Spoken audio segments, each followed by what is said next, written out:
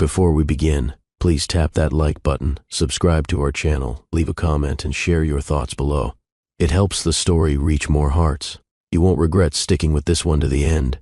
Scarlett Banks was born in a neighborhood most people drove through with their doors locked and windows up. South Atlanta wasn't the kind of place that made headlines unless something burned or broke. But even as a child, Scarlett carried a kind of quiet defiance in her gaze, like the world didn't scare her because she already knew she would outgrow it. By 10, she was reading medical journals for fun. By 14, she was tutoring her older cousin through college algebra. By 17, she was valedictorian and bound for Emory University on a full ride, the pride of a community that had learned to stop hoping. Her mother, Laverne, worked 3 jobs. Her father, gone before she could say her first word. Her life had no room for luxury, just books, ambition, and late-night prayers whispered into her pillow. Scarlett learned early that intelligence wasn't enough. She had to be flawless, charming but not threatening, brilliant but not loud, exceptional but never arrogant. And she was. In Emory's neuroscience program, Scarlett made waves. Her work on pediatric cognitive mapping earned her a lab assistantship before she turned 22. She stayed up nights building models, scanning toddler brain images, mapping neuroplasticity in cases of early trauma. Professors whispered that she'd be one of the youngest first author publishers in the field, maybe even a Nobel hopeful if she kept her momentum. But all the momentum in the world couldn't prepare her for him. It started on a gray Friday morning, nothing special. Scarlett had barely slept the night before, prepping slides for a symposium on neuromodulation in children with auditory processing disorders. Her nerves were tangled. The room was packed. Industry giants and international guests lined the seats. She adjusted her blazer twice and reminded herself to breathe. Then he walked in, Daniel Smith. He wasn't on the official speaker list. But the moment he entered, the atmosphere shifted. Black designer suit, charcoal eyes, that easy, unbothered stride of a man used to owning any room he entered. Founder of NeuroNexus, biotech prodigy, the golden boy of Atlanta's startup scene. Whispers flew around the room like sparks. He didn't sit. He leaned against the back wall, arms folded, eyes locked on her. Scarlett kept speaking, but her rhythm faltered. Halfway through her Q&A, he raised his hand. "Interesting hypothesis," he said, smooth voice projecting through the micless air. "But your model assumes prefrontal activation can compensate for early sensory deprivation. What happens when emotional input skews processing before age 4? The question wasn't malicious. It was surgical and devastatingly intelligent. Scarlett blinked. He smiled, and just like that, he had her attention. They spoke after the session. What started as a critique turned into a deep-dive conversation about synaptic, remodeling, data scarcity, and the ethics of predictive diagnostics. 20 minutes stretched into 2 hours. He didn't flirt, not the way most men did. There were no lingering stares or lazy compliments, just a steady, focused intensity, like he wasn't just listening to her. He was decoding her. 3 weeks later, she got a message on her lab's voicemail. "Scarlett, Daniel Smith, I want you on my team, but not in a lab coat. Call me." She played it 3 times. Thought about deleting it. She even wrote a long list of reasons why she should say no: her research, her fellowship application, her purpose. But the 4th time she hit play, she picked up the phone. The job wasn't official. There was no contract, no salary, no business card. Just an invitation. She started showing up at NeuroNexus brainstorming sessions. At first, she offered ideas quietly. Then, she stayed behind to rewrite pitch decks and coach Daniel on neurolinguistics to sharpen his investor presentations. In private, he said she had CEO energy. In public, she was introduced as a close friend helping with logistics. Scarlett should have asked questions, but she didn't, because it felt like the beginning of something rare. At 25, she moved into Daniel's Buckhead penthouse. He didn't propose, didn't call her his girlfriend. There was no label, just a toothbrush beside his, a mug with her name on it in the kitchen, a second keycard in her bag. They were building an empire. She convinced herself that was enough. She told herself the ring would come later, the credit would come later, that for now, staying close to brilliance, even if it wasn't her name on the wall, was part of the sacrifice. It would pay off. It had to. Scarlett's days blurred into Daniel's rhythms. Investor calls at dawn. Strategy meetings mid-morning. She sat beside him on flights, in boardrooms, behind velvet ropes. Always near, never seen. At night she revised his speeches while nursing a baby monitor on her lap, because then came the children. Not one, not two. Triplets. Nova, Ari, and Kai. 3 miracles born on a rainy Thursday in September. She labored for 19 hours. Daniel flew in on hour 15, stayed for the final 10 minutes, and cut one umbilical cord for the photos. Scarlett never complained. She named them, fed them, rocked them to sleep while reading neuroscience papers aloud so she wouldn't fall behind. When Daniel's mother suggested a nanny, Scarlett said, "No. These are mine," she whispered. "I've already given away too much." The world never saw the woman behind the genius. But without her, his empire would have collapsed before its second Series A. Scarlett never stopped working, but she also stopped asking for recognition. 6 years passed. She buried her dreams quietly, folded her ambition into bedtime stories and biometric algorithms whispered into Daniel's ear while he slept. She had been a rising star. Now she was a ghost in designer heels.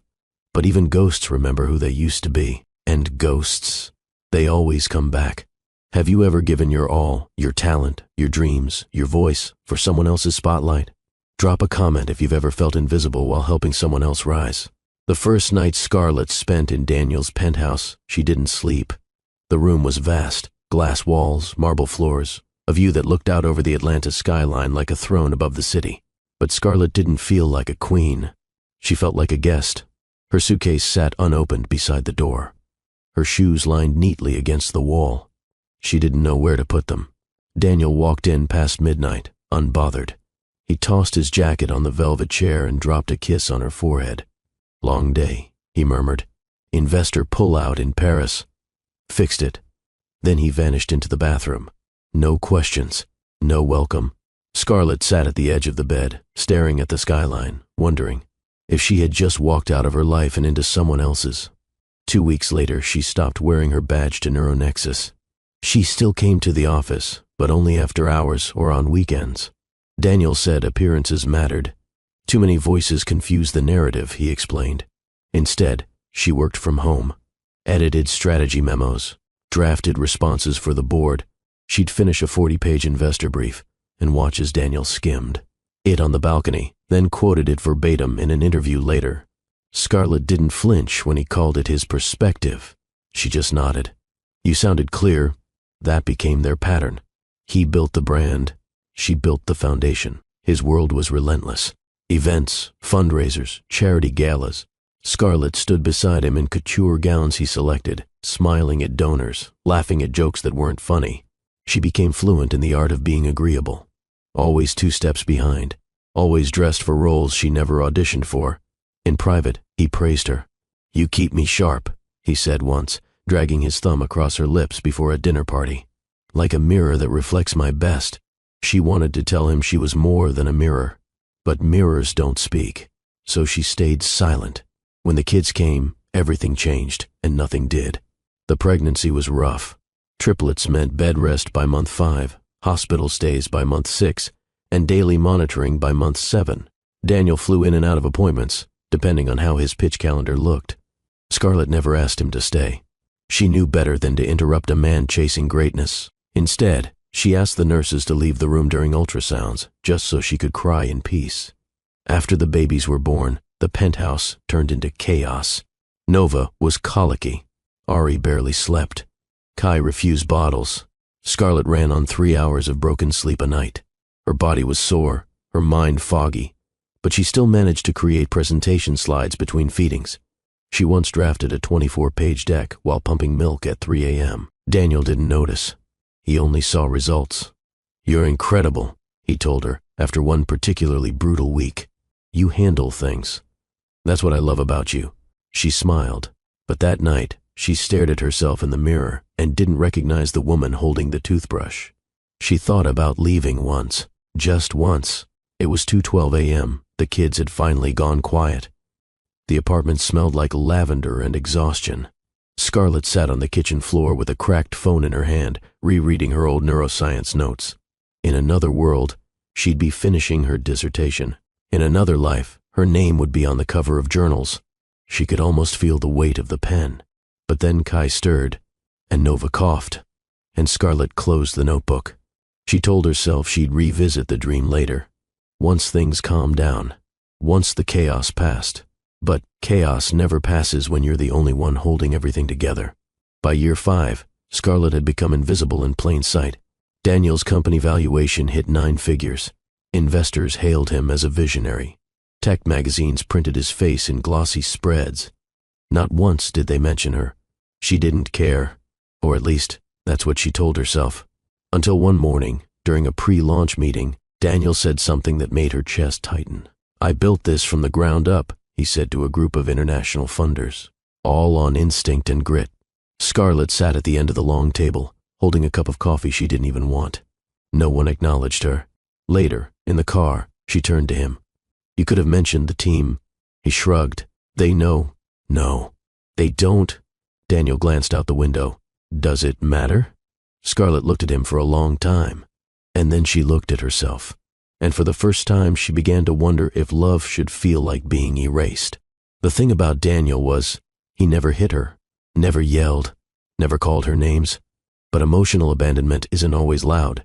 Sometimes it's a closed door when you needed an open one. Sometimes it's silence in the room when you're crying in the dark.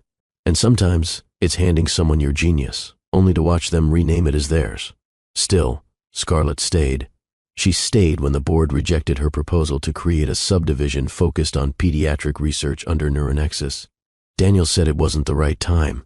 That kid stuff wasn't profitable enough. She stayed when Daniel's sister made a comment at brunch. "You're basically a glorified nanny, right?" She stayed when her emails started getting forwarded to assistants instead of replied to directly. Because love, when tangled with loyalty, can become a trap you don't realize you're in. And Scarlett? She still believed a man who challenged her mind at that symposium might come back. She was still waiting for him, until that night at the Fox Theater. But that's another chapter. This one ends in silence. In Scarlett standing on the balcony of the penthouse at 3:43 a.m., barefoot, clutching a baby monitor in one hand and a mug of tea in the other. The city below was glowing with promises it had no intention of keeping. Scarlett exhaled slowly and whispered to the sky, "I know who I used to be. I just need to remember." The ring box sat untouched in Scarlett's nightstand drawer. Not because Daniel had proposed and she declined, but because she had once bought it herself, on a random afternoon passing. A tiny shop tucked between a florist and a bookstore in Midtown. It was delicate. Thin gold band, no diamonds. Just simple, honest. She wasn't waiting for Daniel to buy it. She was waiting for the courage to admit she might never need one. But courage was hard to summon when every day required her to be a dozen things for everyone except herself. Scarlett's mornings began before the sun. She'd wake to the buzz of Daniel's first calendar alert, usually around 4:45 a.m. She'd make his protein smoothie, answer his overnight emails, and pack his notes for whatever pitch or breakfast summit awaited him that day. By 6, she was rocking Ari back to sleep after a nightmare. By 7:30, she was ironing Daniel's shirt because the housekeeper had left a crease in the collar. By 8, she was editing Daniel's keynote speech while simultaneously changing Kai's diaper and coaxing Nova into her favorite socks. All before she'd had her first sip of coffee. No one called her wife. She wasn't introduced at events. She wasn't credited in bios. She wasn't listed as a co-founder, though her fingerprints were all over every piece of Neuronexus's DNA. At best, she was the mother of his kids. At worst, she was invisible. And yet, she knew more about Daniel's company than half the executive board. She could recite the monthly burn rate, identify investor preferences from the cadence of their emails, and rewrite an entire patent application while breastfeeding. But knowledge without recognition is just silence with a smarter vocabulary. Daniel's world was obsessed with precision. He wanted every detail immaculate. Dinner reservations on time, speaking points tailored to audience types, socks matching tie tones, everything optimized. Scarlett adapted fast. She was never late, never asked twice, never forgot. She learned how to whisper reminders in the exact tone that wouldn't make him feel corrected. She absorbed his moods like rainfall, reading his jawline tension, his blinking rate, the pauses between sentences. She could tell when he was losing a deal before the client ever spoke. Her job wasn't listed on paper. But she was the glue. And Daniel liked things that didn't need explanation. One night, during a charity gala for neurodivergent youth, a donor mistook her for an event coordinator. "Excuse me," the woman said. "Can you bring another chair for the table?" Scarlett smiled politely and fetched it. Daniel didn't correct the woman. Later in the car, she brought it up gently. "I think she thought I was staff."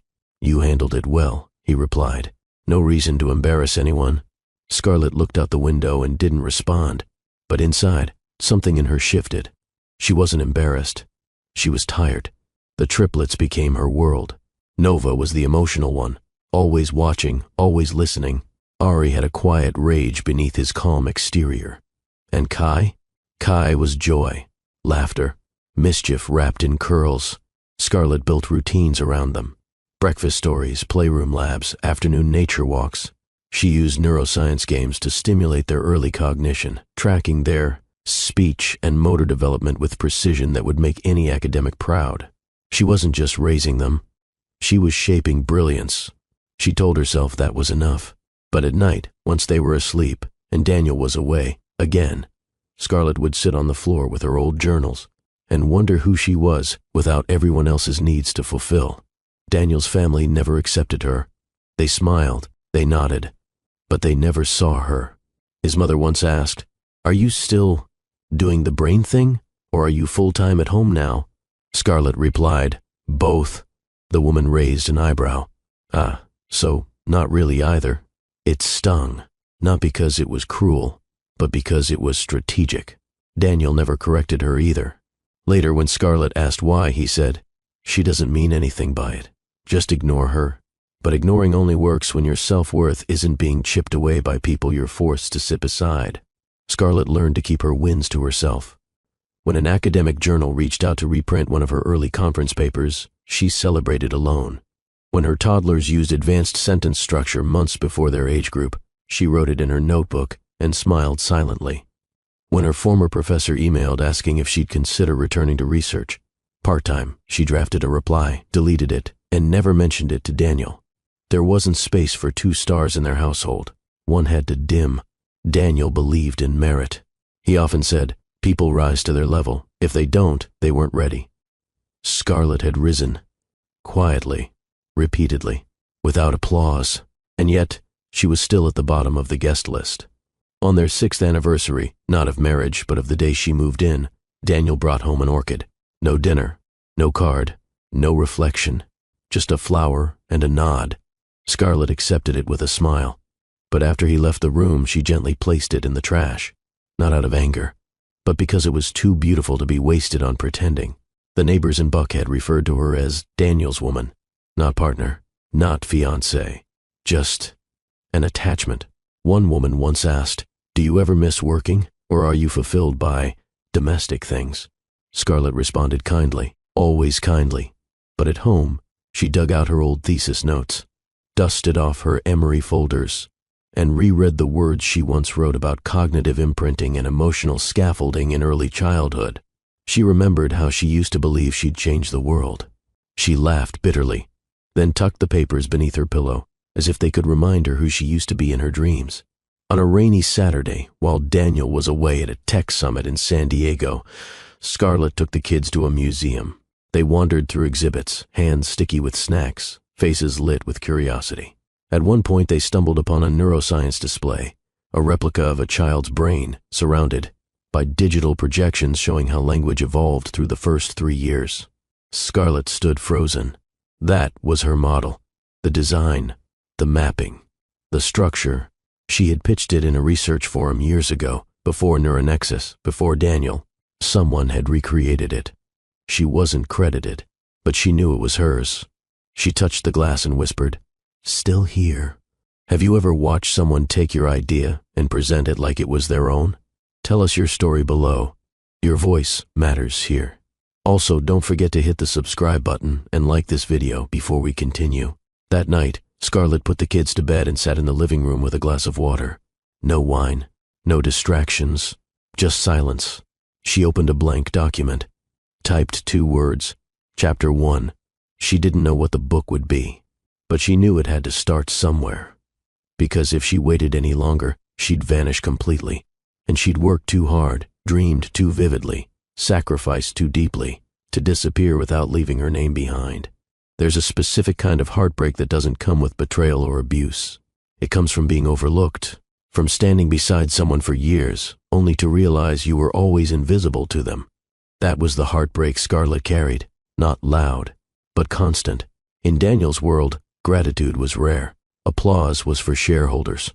Appreciation came in transaction form, bonuses, gifts, performance charts. Scarlett didn't get bonuses. She got thank yous whispered when no one else was around. And even those were infrequent. But she kept showing up. Because somewhere deep inside, she still believed love wasn't always loud. That maybe what they had was unspoken but understood. It wasn't. She noticed it one morning during a team retreat in Charleston. Daniel had flown his executive leads to a private villa for a 3-day vision reset. Scarlett came along, not officially, of course. She was there to watch the kids, prep Daniel's speaking notes, and handle logistics while the others toasted mimosas. During a team dinner, Daniel stood to give a toast. He praised the CTO for building the architecture, thanked his CFO for loyalty, nodded to his lead strategist, saying, "She makes me look smarter than I am." Scarlett waited, smiling, expecting something. He raised his glass. To the team that made this possible, then he sat. Later that night, she found him on the patio, scrolling through emails. "Did you forget someone?" she asked gently. He looked up, confused. "Tonight," she clarified. "At the table." Daniel blinked. "What do you mean?" Scarlett folded her arms. "You thanked the strategist who repeats half the things I write for you. The CTO who came in 2 years ago. But you didn't mention me." He sighed. "Scarlett, it wasn't that serious. It was to me." He set the phone down. "Why do you need public validation for something you already know?" She froze. "Because I'm tired of pretending I don't. Recognition isn't ego. It's survival when you've been reduced to silence for too long." Scarlett didn't want to be a statue behind a titan. She didn't want a plaque or a post on Instagram. She just wanted to be named, to exist. Back in Atlanta, Scarlett began shrinking in new ways. She declined more events, avoided investor mixers. She stayed with the kids more, not because she was retreating, but because it was the only place she still felt useful. The triplets saw her. They knew her worth instinctively. Ari would hold her hand without being asked. Nova drew family pictures where Mommy had a superhero cape. Kai once said, "Mommy builds brains," and it nearly brought Scarlett to tears. Daniel, meanwhile, was gearing up for a tech conference in Toronto. He invited Celeste Monroe to speak on a brand equity panel. Scarlett noticed the email. She didn't ask questions. She just filed it away, quietly. By this point, Scarlett had created an entire archive of her contributions, ghost-written policy, drafts, investor summaries, early-stage concept frameworks, even the product roadmap skeleton, all in a hidden folder. She didn't know why she was collecting them.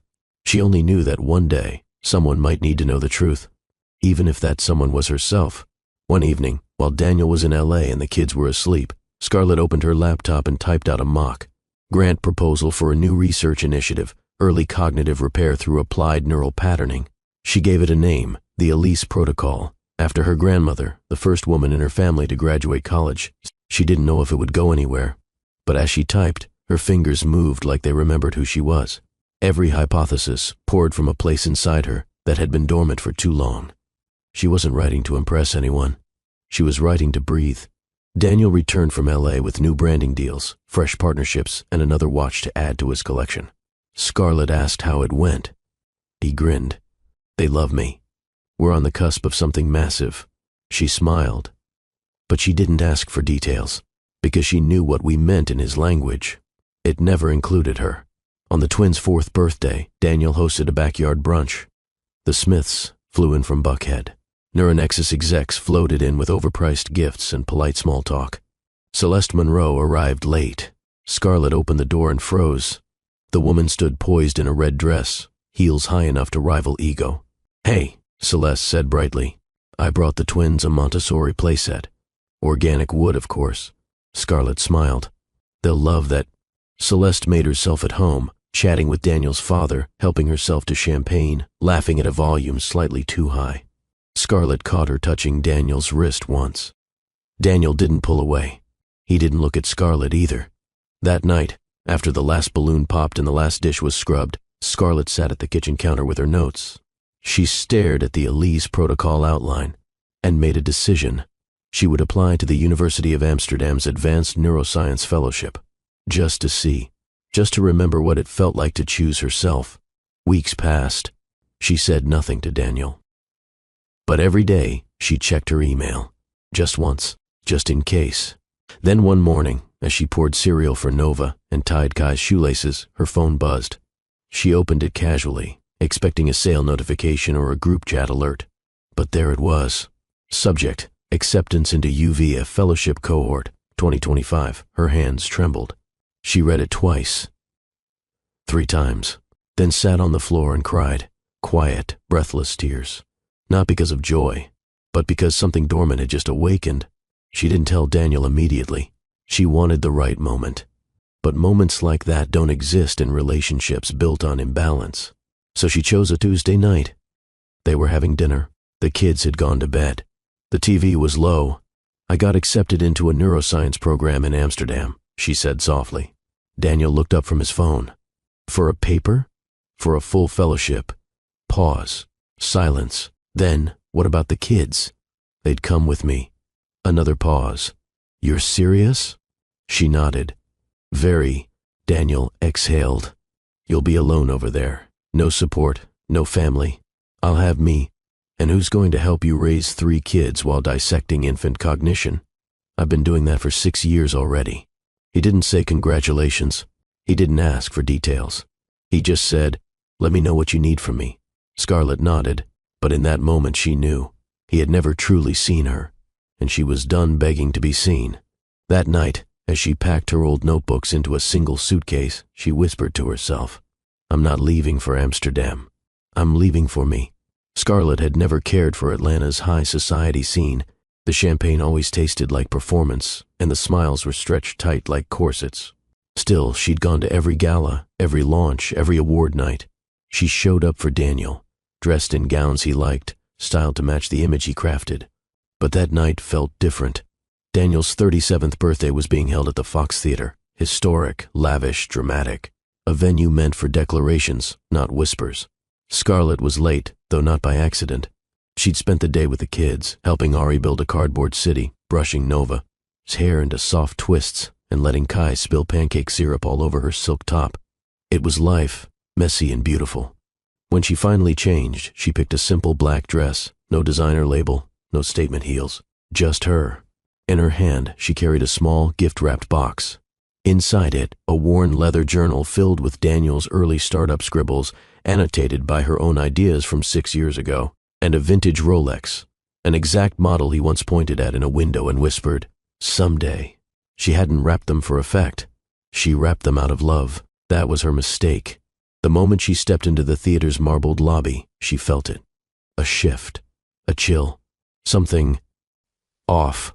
Laughter echoed from the mezzanine, where Daniel's circle congregated around the private bar.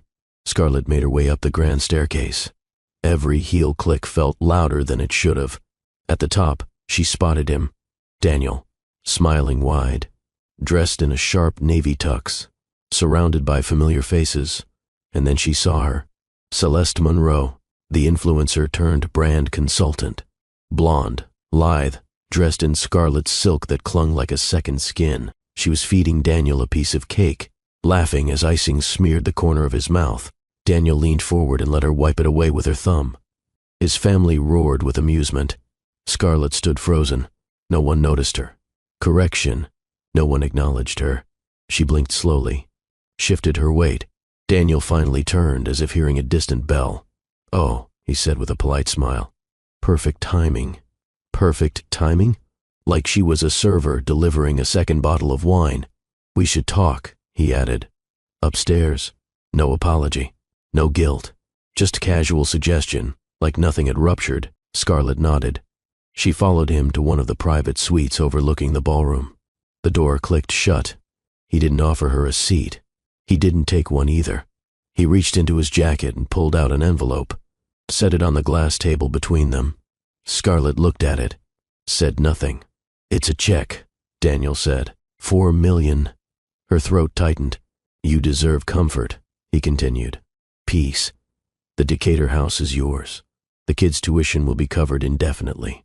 You won't have to work. You'll be free." Scarlett's grip on the gift box tightened. "Free?" she echoed. He nodded, as if he were offering her emancipation from a burden. Scarlett tilted her head. "And this is your idea of freedom?" Daniel didn't blink. "You've sacrificed a lot. This is me, making it right." She could have screamed. She could have hurled the journal at him, thrown the Rolex in his face, reminded him of every speech. She helped him write every algorithm she tested in the quiet corners of their shared life. But she didn't. Instead, she placed the wrapped gift on the table beside the envelope and smiled. "Thank you," she said softly. Daniel blinked, caught off guard. "For what?" he asked. "For finally letting me see." He opened his mouth, but she was already turning. She didn't even mention the watch. She didn't ask for an explanation. She didn't need one. Some truths arrive quietly. As she descended the staircase back into the ballroom, something inside her snapped into place, not like glass breaking, but like a bone finally aligning after a long dislocation. Celeste watched her pass, lips curled in amusement. Scarlett met her eyes and smiled, not out of spite, but because she already knew. Celeste wasn't the win. Daniel wasn't the prize, and she was no longer playing. Outside, the city felt warmer. She didn't cry. She didn't look back. She walked down the street in heels that suddenly didn't ache, shoulders lighter than they had been in years. She hailed a cab, told the driver to wait while she ran into the theater coat check. She collected her wrap, her clutch, and her dignity. Back at home, the kids were asleep. Scarlett knelt beside their beds, kissed their foreheads, and tucked the covers tighter. Then she stood in her quiet kitchen, the check still folded in her bag. She didn't tear it up. She didn't frame it either. She simply opened her laptop, pulled up her draft of the Elise Protocol, and whispered, "Now we begin," because for the first time in years, she had nothing tying her down, and everything pulling her forward. Scarlett stared at the check again under her kitchen light. It didn't shake in her hand. It didn't tremble with insult or heartbreak. It just sat there. $4 million. Enough to buy a new house, pay for years of education, disappear into a life of quiet comfort. But that wasn't the offer, was it? It wasn't about money. It was about silence, about making sure she walked away without a trace. No name, no credit, no noise. A quiet erasure with golden ink. Scarlett folded the envelope shut and slid it under a stack of unpaid childcare invoices Daniel had never seen. The next morning, Daniel didn't call. Neither did his mother. The only text she received was from Celeste. "No hard feelings. Life moves on. Wish you well, girl." No punctuation, just sugar-coated dismissal. Scarlett deleted it without a reply. She had wasted enough breath explaining herself to people who never listened. At sunrise, she took the kids to a quiet park in East Atlanta. There were no paparazzi, no tech investors, no publicists crafting optics. Just squirrels, swings, and the sound of her children laughing. Ari climbed a tree. Nova chased butterflies. Kai rolled down a grassy hill, giggling like gravity was a game. Scarlett sat on a bench, her hands wrapped around a paper cup of coffee, her heart wrapped around something much bigger, freedom. Not the kind Daniel thought he was buying, the kind she was choosing for herself. Later that day, she called a realtor. "I'm looking for a rental," she said. "And 3 bedrooms, no frills, just safe and close to a decent library." The agent blinked on the other end of the video chat. "You're Mrs. Smith?" Scarlett smiled. Not anymore. Within a week, she had signed the lease. The Decatur house stayed empty. Daniel's gift sat in silence, unclaimed, unacknowledged. She didn't want the house he picked. She didn't want his piece packaged with strings. She wanted the kind she could build herself. The first night in the new place, Scarlett slept on the floor beside. The kids, wrapped in blankets, their laughter echoing off bare walls. No designer furniture, no curated lighting, just warmth and clarity. The next morning she began building a home, not with chandeliers or luxury appliances, but with structure, discipline, and joy. She created reading corners, chore charts, kitchen dance-offs. Every corner had purpose, not for appearances, for life. One night, Nova asked, "Where's Daddy?" Scarlett paused, then said softly, "He's living somewhere else now." "Why?" Ari asked. Scarlett knelt beside them. "Because sometimes," she said gently, "grown-ups love differently. And sometimes one kind of love tries to make the other smaller. That's not a love we keep." Kai looked thoughtful. "Are we small?" Scarlett shook her head. "No," she whispered. "You're everything." At midnight, once they were asleep, she opened her laptop again. The Elise protocol document blinked on the screen. She began refining the model, adjusting the language, rewriting the abstract with sharper terms. And in between every line, she wove memory, late-night feedings, investor dinner notes written on napkins, the sound of Kai's first word, the silence after Daniel's praise for everyone but her. Every sentence carried her story, not of revenge, but reclamation. By the end of the month, she had packaged the research proposal. She uploaded it to 3 programs, Amsterdam, Berlin, and Edinburgh, just to see. She didn't tell Daniel. She didn't owe him updates anymore. He had made that clear when he handed her that envelope. Weeks later, a brown envelope arrived from the University of Amsterdam. Scarlett opened it slowly. Inside was a single sheet. Accepted. Her hands shook. This time not from heartbreak, but from victory, the kind no one could take credit for.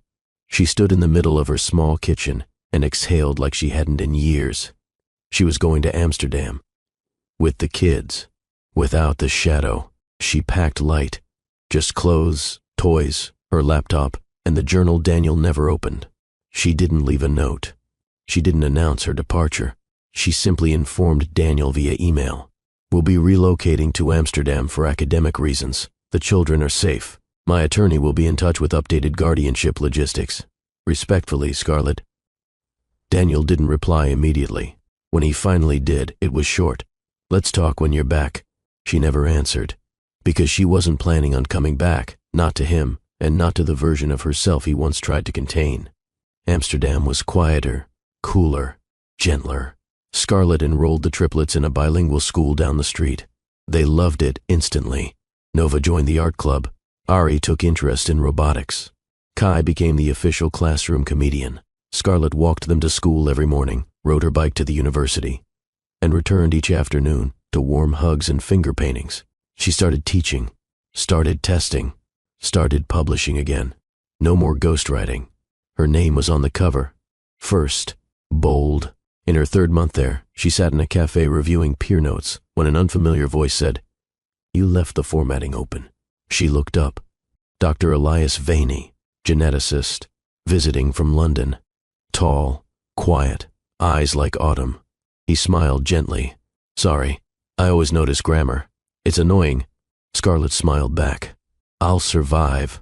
Their friendship began in the margins, shared lectures, coffees, research debates. He never asked about her past. He never made her feel like she had to earn his attention. He just listened. And when she spoke, he looked like he actually heard her.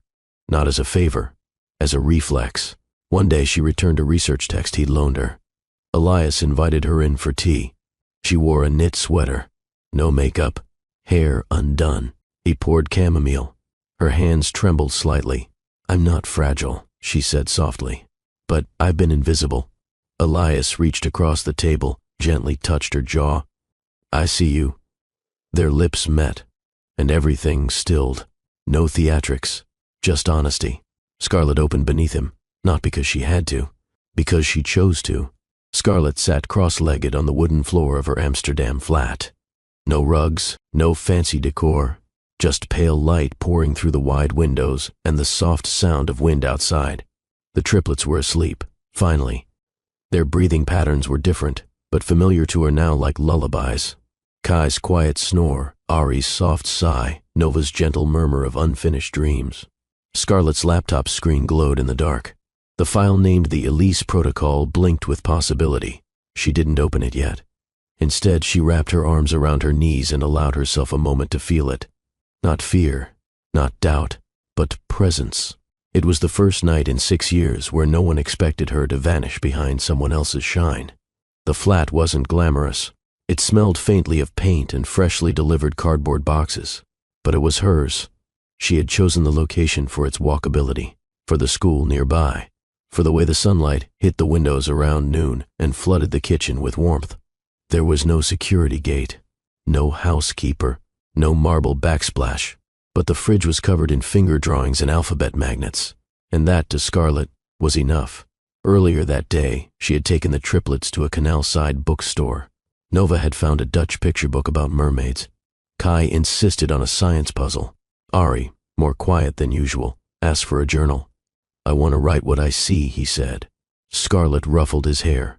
"Write everything," she told him. "Don't wait for someone else to tell your story." He nodded, solemn.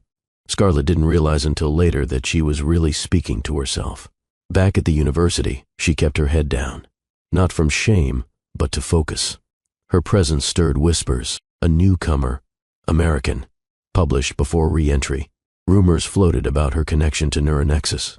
She ignored them. She wasn't there to prove anything.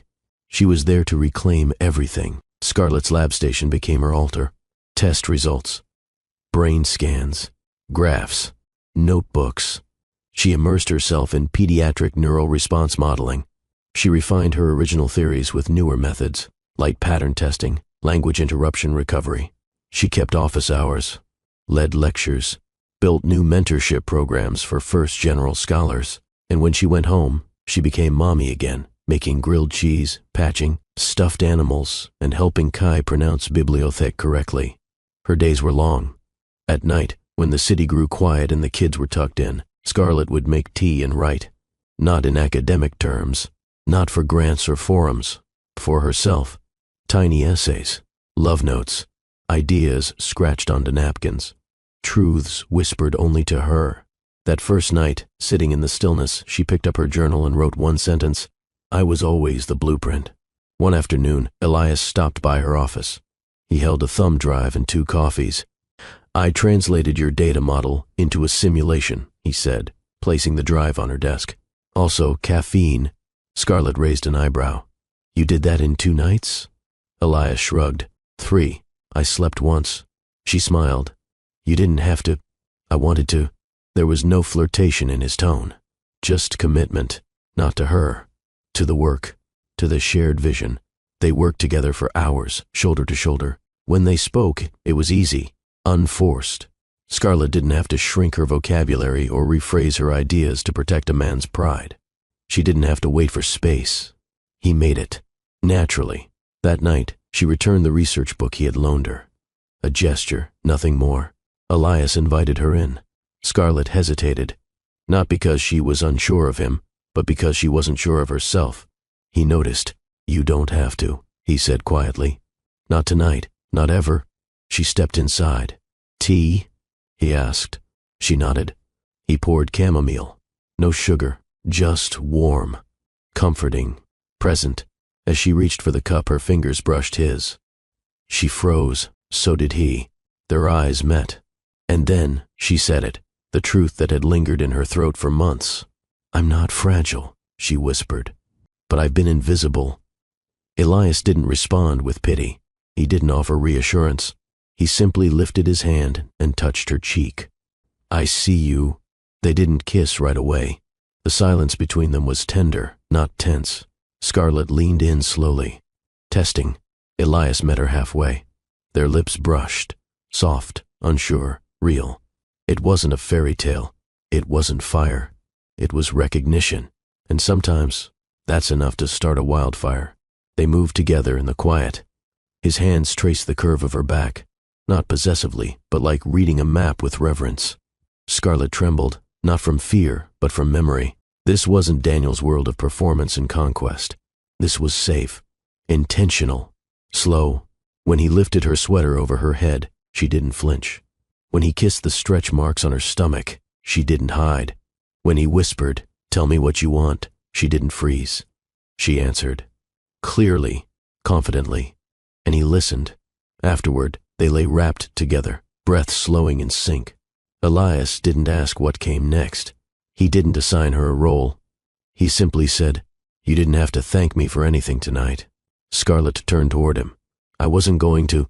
Then she smiled and whispered, "But thank you anyway." The next morning, Scarlett stood barefoot on her apartment's small balcony, a cup of mint tea warming her palms.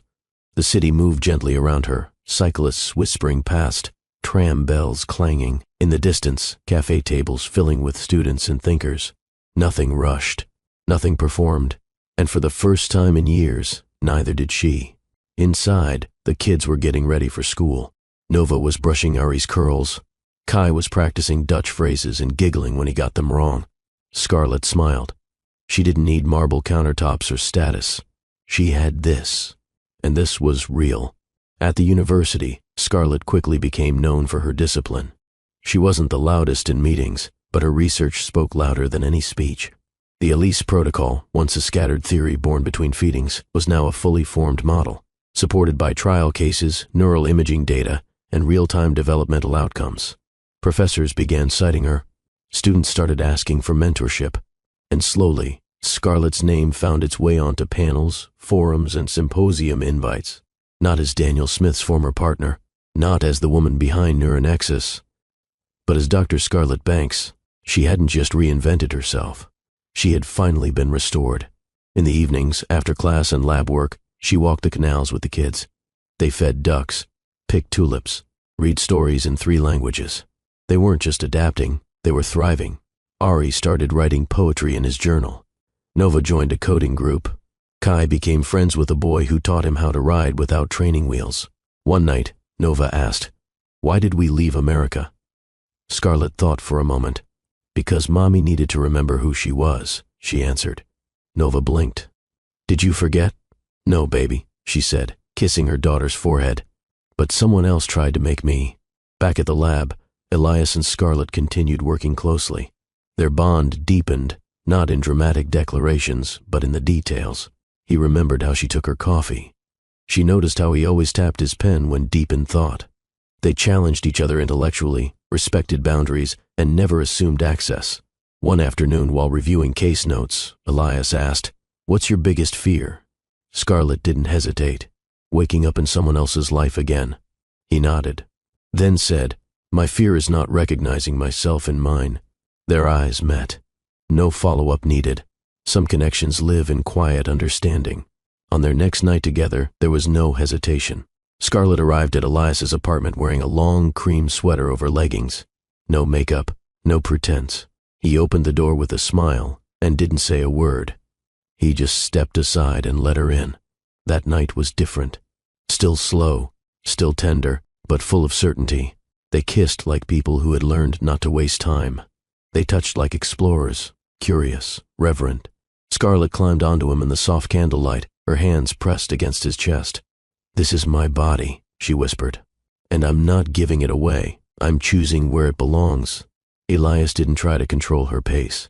He followed her lead, moving with her like a man honoring the moment. Their breaths tangled, their skin met without performance. No rush, no roles, just truth. Later, lying tangled together, Elias whispered, "You're not the same woman I met." Scarlett turned to him. "No, I'm not." She paused. "And I never want to be her again." At the lab the next day, a courier delivered a sleek envelope to Scarlett's desk. Inside, an invitation to the European Pediatric Summit. Not as an attendee, as a keynote speaker. She would be presenting the Elise Protocol to the world. Her hands shook, but not with nerves, with power. She walked to the observation room, where the triplets were participating in a cognitive puzzle session. Watching them solve, stumble, and succeed reminded her why she started this work. They weren't just her children. They were her foundation, her reason. Back at home, she found a small note taped to the fridge. It was written in Ari's careful print. "Mommy, I'm proud of your brain." Scarlett sat at the kitchen table and cried. Not from sadness, from arrival. The night before the summit, Elias offered to take the kids for ice cream. Scarlett almost said no, but then she smiled. "Thank you." "You're ready," he said. "They're going to listen, really listen." Scarlett nodded. "That's the part that scares me." He stepped closer. "It shouldn't. The world's been missing your voice." The next day, she stood behind the podium, nerves pounding quietly beneath her calm. Her slides lit the auditorium behind her. The room was full. Scientists, journalists, clinicians. But she focused on the three small faces in the front row: Nova, Ari, Kai. Scarlett adjusted the mic, took a breath, and began. She didn't speak with performance. She spoke with clarity, with lived experience, with a depth that came not from textbooks, but from years of watching children grow with their mother beside them, not over them. By the end of her talk, the room was still. Then came the applause, long, standing. Scarlett didn't cry. She didn't bow. She just looked at her kids and smiled. Because this moment, it belonged to them too. Elias never asked for attention. He didn't need the spotlight. He didn't perform for praise or pose for admiration. That's what startled Scarlett at first. His steadiness. It wasn't flashy. It wasn't poetic. It was constant. And after years of emotional tightropes, Scarlett found constancy more seductive than charm. They worked in parallel. Scarlett's research leaned into neuroplasticity and early stimulation. Elias focused on inherited trauma markers and emotional response patterns in infants. Their fields overlapped in subtle ways. Their lives, even more so. Elias respected her boundaries without being told. He never asked her to change her schedule. He never tried to be the triplets' father. But he showed up, picked them up when Scarlett was buried in grant deadlines, waited patiently when dinner ran long, sat through Kai's puppet shows with a straight face and Nova's long explanations of outer space like they were gospel. Scarlett watched all of it, quietly, not because she was waiting for him to fail, but because she still didn't fully believe love could exist without obligation attached. One Friday night, Scarlett arrived home late. She had been teaching a workshop on data interpretation. The kids were already in pajamas. The kitchen was clean. A bowl of leftover pasta sat covered on the counter. Elias was reading on the couch, glasses slipping down his nose. She stood there for a moment, just watching. No performance, no announcement, just presence. And somehow, that hit deeper than any grand gesture ever could. Later that night, they lay together in bed. Scarlett traced the lines of Elias's forearm. "Why are you still here?" she asked softly. He didn't pretend not to understand. He just turned to her and said, "Because I want to be." She nodded. But her voice came again, quieter. "What if I fail?" "You won't," he said. "But even if you did, I'd still be here." Scarlett's throat tightened. No one had ever said that to her before, not without a condition attached. Over time, Elias began integrating more naturally into her life, not as a replacement, not as a rescuer, but as a witness. He offered solutions without undermining her. He challenged her ideas without challenging her authority. He never tried to lead her work. He walked beside it. The children noticed too. Ari started asking Elias questions during dinner. Nova began slipping her artwork into his satchel for review. Kai once announced, "You're good at hugs," before wrapping his arms around Elias' waist and then walking away like it was the most normal thing in the world. Scarlett said nothing, but her heart logged every moment. They weren't accidents. They were evidence. At the university, their partnership flourished. Together, they co-led a multidisciplinary research initiative exploring how genetic trauma markers respond to active cognitive reprogramming in early development. Scarlett headed the neurology arm. Elias managed the epigenetic response analysis. Their papers were balanced, their citations sharp, and neither of them needed to dominate the headline. It was the first time in her professional life Scarlett felt equal, not tolerated, not used, equal. After presenting at a regional medical conference, they walked along the canal in silence. The air was cold. Elias offered his scarf. Scarlett accepted it. They didn't hold hands. They didn't need to. Everything between them was spoken already. But halfway across the bridge, Scarlett paused. "I never asked you what you want," she said. "From this," Elias turned toward her. "You," she blinked. "But I come with baggage." He raised an eyebrow. "They're not baggage. They're your people. But my life is chaotic. I like quiet. Chaos balances me." She swallowed. "And the past." He took a step closer. She didn't kiss him then. She didn't need to. She already knew. This was a man who saw her not as a project or prize, but as a partner. And that was everything. Later that evening, as they folded laundry together, an act as mundane as breathing, Elias looked over and said, "You don't realize it yet, but you're building a legacy." One day the world will trace its steps back to this moment. To you. Right here. Scarlett didn't respond right away. Then she said, "It's hard to believe in legacies when you've spent years cleaning up someone else's." "Exactly," he said. "That's why yours will matter more." Their next night together wasn't dramatic. It was slow, easy, real. They cooked together, burned the rice, laughed about it. He kissed her in the hallway. She pulled him toward the bedroom. And there, in the hush between footsteps and whispers, they became something solid. Not fantasy, not rescue. Just two people choosing each other, freely. Scarlett didn't knock. She didn't text ahead. She didn't hesitate. She just showed up at Elias's apartment with her heart thudding in her chest and her nerves stripped bare. It had been a long week. Lectures, meetings, field tests, parent-teacher conferences. But none of that was the reason she was standing outside his door with nothing but quiet conviction and the ache of anticipation tucked beneath her coat. He opened the door in a soft navy tee and gray sweats, barefoot, eyes warm. He didn't say anything. Neither did she. Not yet. She stepped inside. He closed the door. The rain began outside, tapping lightly against the windows like the universe whispering that this moment had arrived on time. Scarlett pulled off her coat slowly, revealing a long-fitted dress, thin straps, resting over her shoulders, the fabric clinging softly to her curves. She hadn't dressed for seduction. She had dressed for remembrance. She needed to remember what it felt like to be desired without condition. To be touched, not because it was earned, but because it was wanted. Elias stepped toward her, cautious, as though approaching a flame he didn't want to startle. She reached for his hand and placed it flat against her waist. "I don't want to be careful tonight," she said, voice low. His fingers curled gently into the fabric of her dress. "Then tell me what you want." She slid his hand lower. "I want you to take your time, but not hold back." He kissed her slowly at first, lips soft and exploratory, tasting her as if she were a language he wanted to master, not rush. Scarlett parted her mouth for him, letting him in, not with hesitation but with certainty. She led him to the couch. They sank into it, tangled in each other, their bodies finding rhythm before clothes even came off. His hands were everywhere, shoulders, hips, the back of her thighs, but nowhere rushed, nowhere forceful, just firm, present.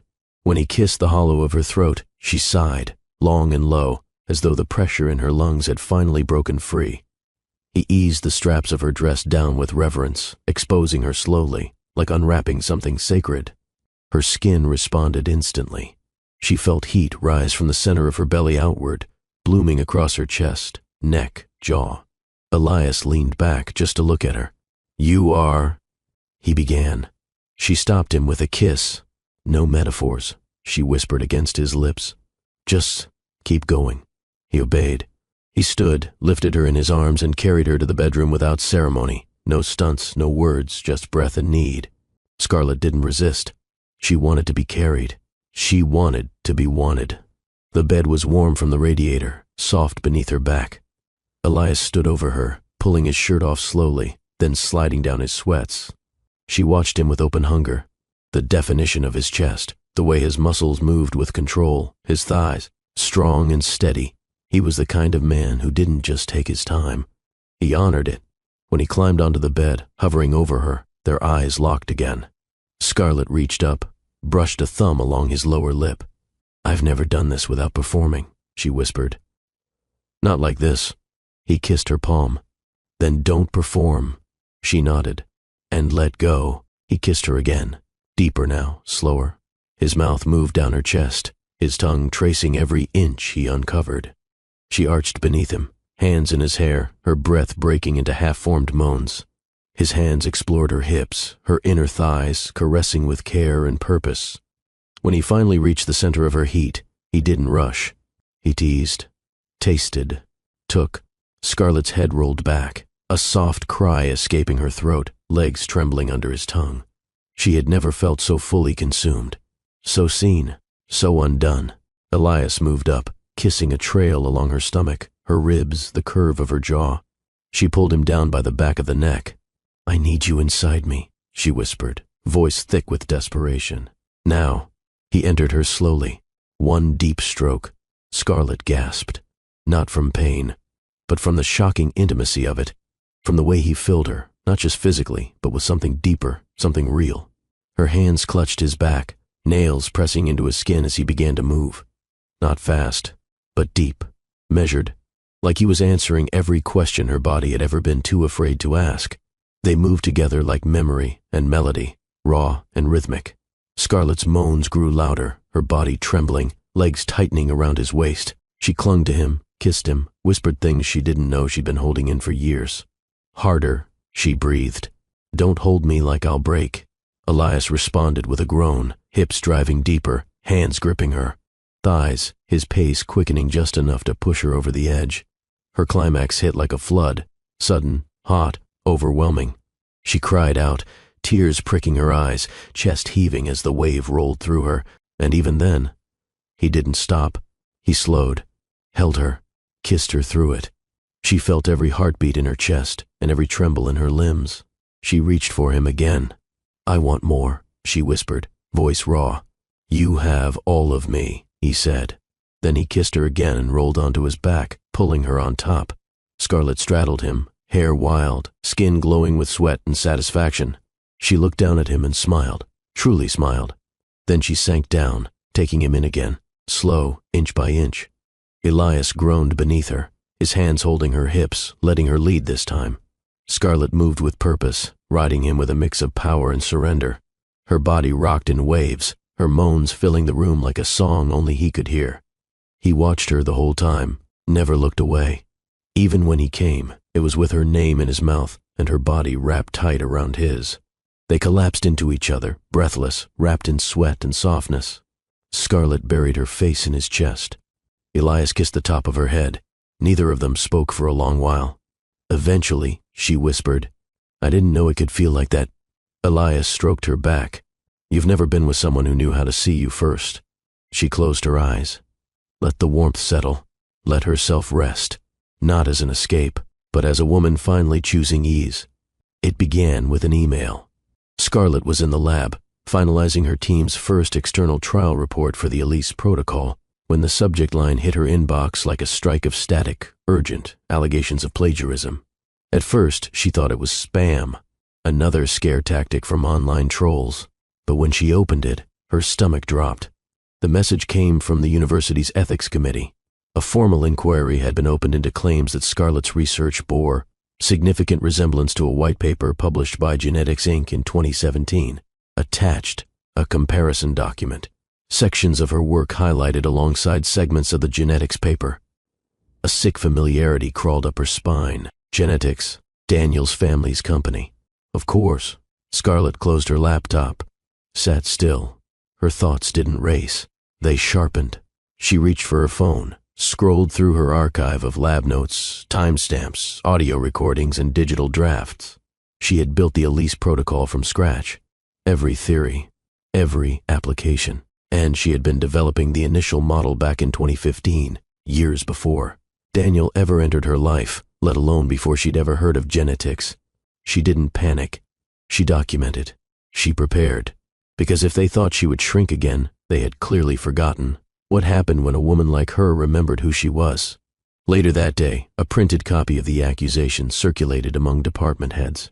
Gossip moved fast in academic circles, and faster in elite institutions threatened by disruption. Scarlett walked through the corridors like a storm in stillness. She didn't engage. She didn't react. She simply walked taller. Let them talk. She had data. Elias found her that night standing on the balcony, the wind sweeping through her curls, her shoulders squared like armor. They're coming for you because you're winning, he said softly. She didn't answer right away.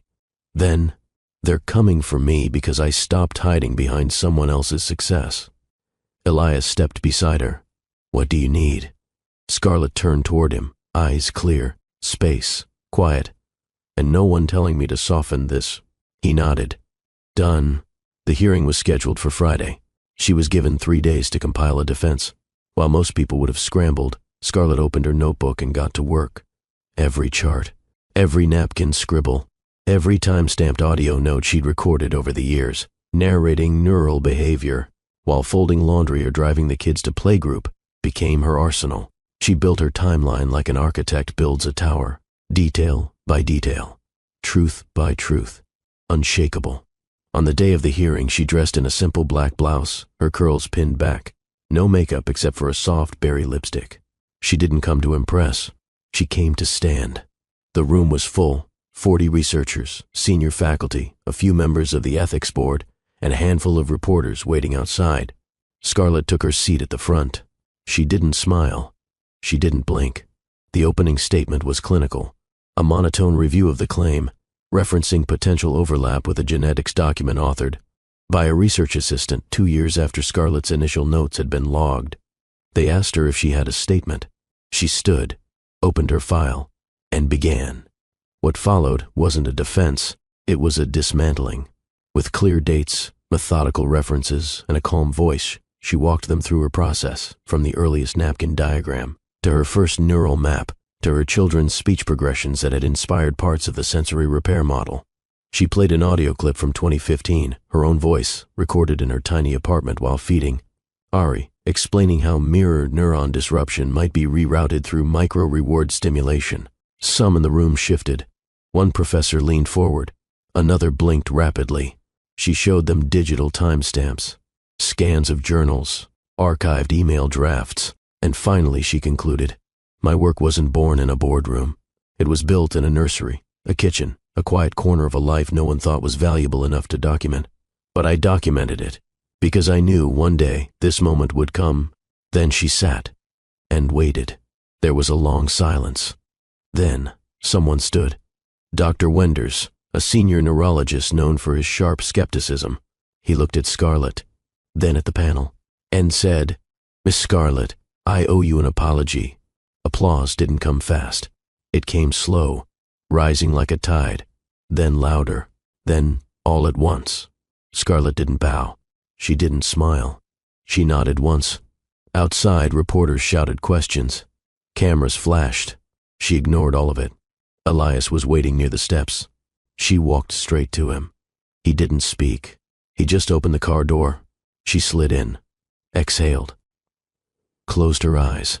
Later, in their quiet apartment, he handed her a glass of water. Scarlett took it, then looked at him. "I didn't realize how much I needed to say all that out loud." "You didn't speak for them," Elias replied. "You spoke for yourself." She nodded and whispered, "Finally." 3 days after the hearing, the university issued a formal statement. It was short, unapologetic, clinical. Dr. Scarlett Banks has been cleared of all allegations. The research in question is her original work, developed independently and prior to any reference materials cited. The university regrets the inquiry and stands by her continued academic integrity. Scarlett read it once, then closed the email. It was not justice. It was bureaucracy, but it was done. The real redemption didn't come from the institution. It came from the ripple. Within 24 hours, the international neuroscience community started talking. A prominent journal released an op-ed titled, "How Academia Almost Erased One of the Brightest Voices in Pediatric Cognitive Research." Scarlett's inbox flooded with invitations, podcasts, panels, collaborations. Professors she once admired from afar now addressed her with respect, not because she demanded it, because she had earned it. Again, her keynote at the European Pediatric Summit was moved from a breakout room to the main stage. She didn't change her presentation. She didn't add slides. She just changed her tone. She stood behind the podium, the triplets seated front row with Elias, and said, "I used to think my ideas weren't valid until someone else confirmed them, but now I understand. Truth doesn't wait for permission, and neither should the people who carry it." Her words weren't met with just applause. They were met with action. 2 universities reached out immediately. One offered her a fellowship to lead a cognitive innovation division. The other offered her a permanent chair. Later that night, she and Elias walked the canals in silence. She wasn't floating. She was grounded. Scarlett had been lifted before, by Daniel, by promises, by appearances. This was different. This was earned from the marrow. At home, Ari gave her a handmade award cut from cardboard and glitter glue. Nova read her a poem she'd written about mommy's brain-saving kids. Kai, not to be outdone, declared he was building a superhero based on her work. Scarlett listened, smiled, and felt full, not with pride, with peace. The next week, she was asked to give a televised interview. She almost declined, not out of fear, but because she didn't want to dilute her story into a soundbite. Elias said, "Tell them the truth, the real one, not the shiny one." She agreed. The interview aired on a Wednesday night. Scarlett wore a soft burgundy blouse, no jewelry, and her hair down in curls. The host asked, "How did it feel, being accused of stealing your own work?" Scarlett didn't flinch. "I wasn't shocked. I was expected to stay quiet, to vanish. But I've done that before. This time I knew better." "And what would you say to women who've given their best ideas to someone else?" Scarlett leaned forward slightly. "Take them back." The clip went viral, not because it was dramatic, but because it was honest. Comment sections filled with stories from women across industries, scientists, nurses, artists, teachers, people who had been made to feel small while carrying things too big for credit to cover. One night she received a handwritten letter from a mother in Brazil. Her child had been part of an early trial using Scarlett's model. The mother wrote, "He speaks now. He says, 'Mama, you changed my life, and you don't even know my name.'" Scarlett cried reading it, not because she wanted thanks, but because the work was finally touching the people it was meant for, directly, without filters. She framed the letter, not beside her degrees, beside the triplets' first drawings, because that's what legacy looked like, not plaques, impact. She began speaking to younger researchers, first general students, single mothers. Every seminar ended the same way.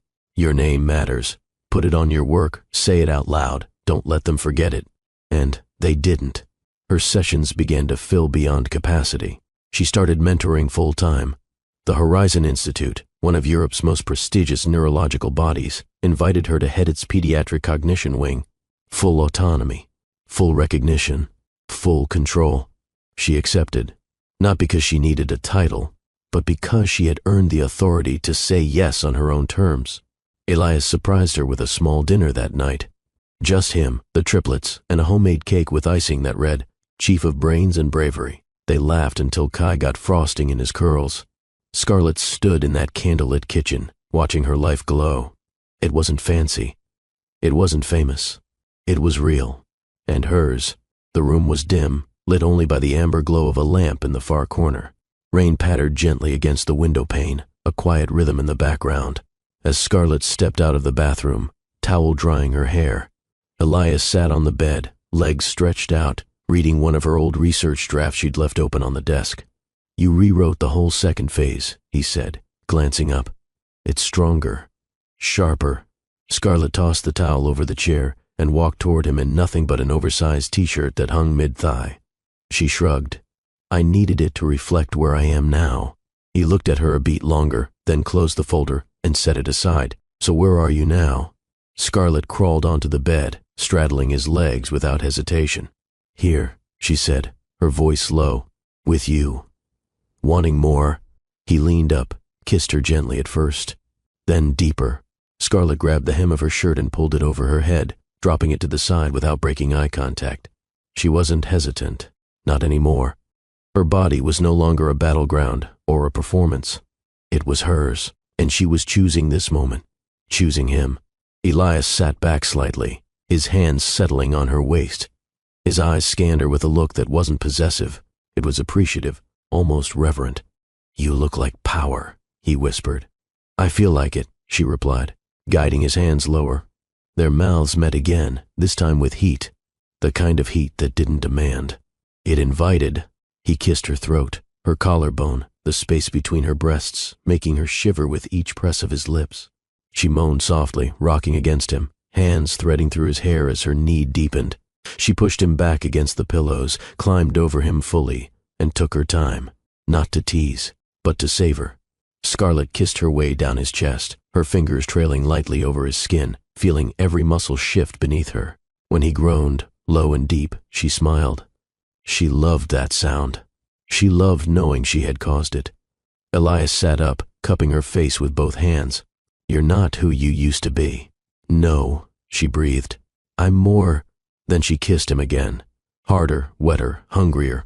He laid her down gently and slipped between her legs, his mouth on her inner thigh, his breath teasing her in all the right ways. Her hands fisted the sheets. "Elias," she gasped. He looked up, smiling. Tell me what you want." Scarlet met his eyes. Everything.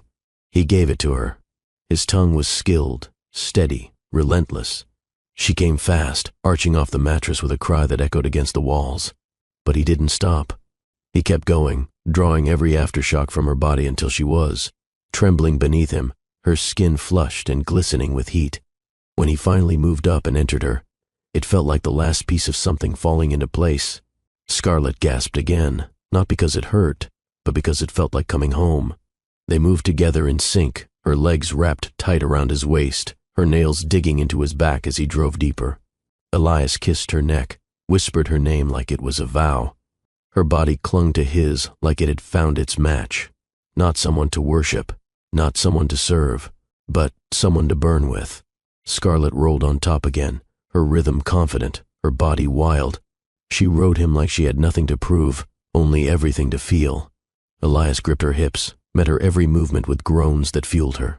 They didn't chase climax. They chased connection. When they came together, it was loud, raw, and honest. No holding back. No hiding, just two bodies, two minds, two hearts, aligned. Afterward, Scarlet lay with her head on his chest, their breaths slowing, the room humming with a different kind of quiet. The kind that comes when you finally let yourself be seen, not just in love. She tilted her head up. I used to think passion had to be controlled, that it was dangerous. Elias brushed his fingers through her curls, and now? She kissed his jaw. Now I know, it's the fire that kept me alive. Scarlet stood in front of the mirror, wrapped in a bedsheet, watching the faint light of morning pour across her shoulders. The room still smelled of him, Elias, and of her, the skin-warm scent of intimacy, of comfort without compromise. She turned, her bare back catching the golden haze. There was a softness in her eyes now, but no hesitation. This wasn't about seduction. This was reclamation. Elias stirred behind her, the sheets rustling. His voice, still sleep-laced, drifted through the quiet. "You okay?" She glanced over her shoulder. "I've never felt more like myself." He sat up, tousled and shirtless, watching her from across the room with a gaze that asked nothing, but gave everything. Scarlet dropped the sheet, let it fall, and stood there, completely exposed. She didn't cover her scars. She didn't flinch from the stretch marks across her hips or the fullness in her thighs. Instead, she walked to him slowly. Elias's eyes never wavered. When she reached the bed, she climbed over him, straddling his waist. Her hands cupped his jaw. And then she said, clear and deliberate, "This is my body." Elias's hands settled gently on her thighs. "Yes, and I've carried life with it." He nodded. "I know. I've buried my dreams inside it. And now you're unearthing them." She leaned in until their lips nearly touched. "I used to give it away to be wanted. Now I give it because I choose." His breath caught. "I don't need to be saved," she added. "I need to be met." Elias's grip on her thighs tightened slightly. "Then let me meet you," he said. And he did. Their kiss was slow but deep, filled with knowing. Scarlet rocked her hips forward, guiding him inside her, both of them gasping softly at the connection. There was no rush, no choreography, only presence. Her fingers tangled in his curls as she moved, slow, deliberate circles, each roll of her hips a declaration. His hands traveled up her spine, grounding her, matching her rhythm. She closed her eyes, head tipping back as pleasure rolled through her in waves, her body vibrating with each crest. She leaned down, pressed her forehead to his. "This isn't about you," she whispered. "This is about me finally choosing me." He kissed her cheek. "I've never wanted anything more." She sat up again, riding him now with power, slow, rolling, raw. Her breath turned ragged, thighs trembling as she chased release not as a gift, but as her right. Elias groaned beneath her, eyes glazed with hunger. But he didn't take control. He followed her lead. Scarlet's hands rested on his chest, nails digging in slightly as she pushed herself harder, faster. Her climax built slow, steady, coiling tight in her belly, then erupting, like a storm as she cried out, body pulsing in waves over him. Elias held her through it, waited, let her come down. When her breathing calmed, he flipped them gently, laying her back with care. And then he moved inside her again, this time leading but still asking, still listening. Scarlet welcomed it, met him thrust for thrust. She wrapped her legs around his back, pulling him deeper, her body opening with complete abandon. They moved together in that rhythm, hot, soaked, breathless, until they both broke, together, clinging, collapsing, connected. After, Scarlett lay in his arms, the sheets twisted around their legs. Her skin still tingled, her muscles deliciously sore, but more than that, she felt anchored, not to a man, to herself. Elias stroked her arm lazily. "I love watching you take what you want." Scarlett turned toward him. "I used to think I had to earn pleasure," she said. "Now I know it's mine to claim." He kissed her shoulder. "Claim it again." She laughed, soft and low, then whispered, "I think I will." The article hit the science forums at 7:12 a.m. From motherhood to mind maps, how Dr. Scarlett Smith is rewiring the future of pediatric cognition. Scarlett read it over coffee, barefoot in her kitchen, one hand flipping a pancake for Kai while the other scrolled through the article on her tablet. They got it right, not because they praised her credentials, but because they named her fully, clearly, without parentheses, Dr. Scarlett Smith. The byline quoted one of her most recent lectures. "We talk about early cognition like it begins at birth, but it begins in the womb, where the first neurons don't just form a system, they form a story. My work is about helping children reclaim that story before the world overwrites it." That line was now trending across academic Twitter. Professors, child psychologists, and advocacy groups were all reposting. But Scarlett didn't gloat. She didn't screenshot it. She didn't send it to Daniel. She didn't need to. Later that morning, she walked into the Horizon Institute to find a bouquet of yellow tulips on her desk. No card, but she knew who sent them. Elias never attached his name to gestures. He didn't need credit to love her. In the weeks that followed, her calendar filled. Invitations, keynotes, interviews, universities requesting curriculum frameworks based on the Elise protocol. Scarlett declined half of them, not to be difficult, but to protect her time. She wasn't interested in burning out for applause. Her work wasn't a victory lap. It was a foundation. One Thursday afternoon, she entered a classroom of first-year grad students, diverse, eager, wide-eyed, and wrote on the whiteboard, "Intelligence is not linear. Neither is healing." She taught them how to listen to patterns in child speech that others ignored. She assigned them to observe, not just through data, but through empathy. And when one of the students asked her what she considered her biggest accomplishment, she didn't hesitate. "Not quitting," she said. "Not when I was invisible. Not when I was erased. Not even when I was bought off." The room went silent. Then someone clapped. And then all of them did. That evening, Scarlett hosted a small celebration at home. Just a few colleagues. The Triplets helped decorate with hand-drawn signs and paper garlands. Nova made place cards. Ari recited a toast he'd written on his own. Kai? He ate all the cake frosting before dinner. Scarlett stood in the middle of her modest apartment, laughter echoing, music playing low, and felt it. A rival, not as someone's woman, not as someone's assistant, but as herself, a leader, a scholar, a mother, and finally, a woman at peace. Elias pulled her into the hallway as the guests laughed in the other room. He held up a folded newspaper. The headline read, "The future of neuroscience has a new face, and it's not a man's." Scarlett smiled, arching an eyebrow. They finally caught up. He tucked a paper into her hand. "You've already passed them." Then he kissed her. Slow, firm, familiar. Scarlett let herself melt into it, just for a moment, because celebration wasn't her usual rhythm. But tonight, she allowed it. She sat with the Triplets on the floor that night, brushing Nova's curls, listening. To Kai make up bedtime songs while Ari reread a science comic aloud. When they finally fell asleep, Scarlett tiptoed to her room, opened her laptop, and drafted a new letter. This one wasn't to a funder or a university. It was to herself. "Dear Scarlett, this is not the beginning. You've already begun.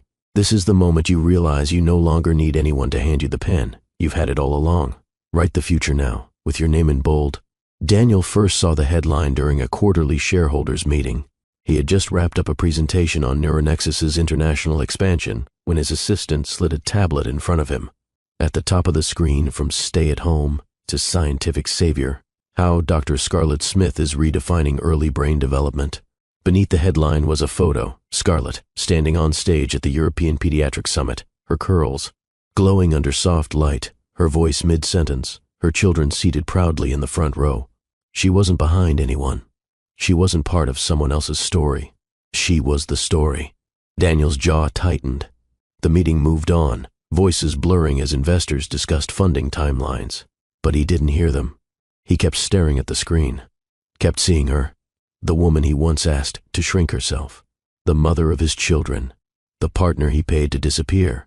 Later, in his office, Daniel locked the door and pulled up the full broadcast of her keynote. He watched it twice.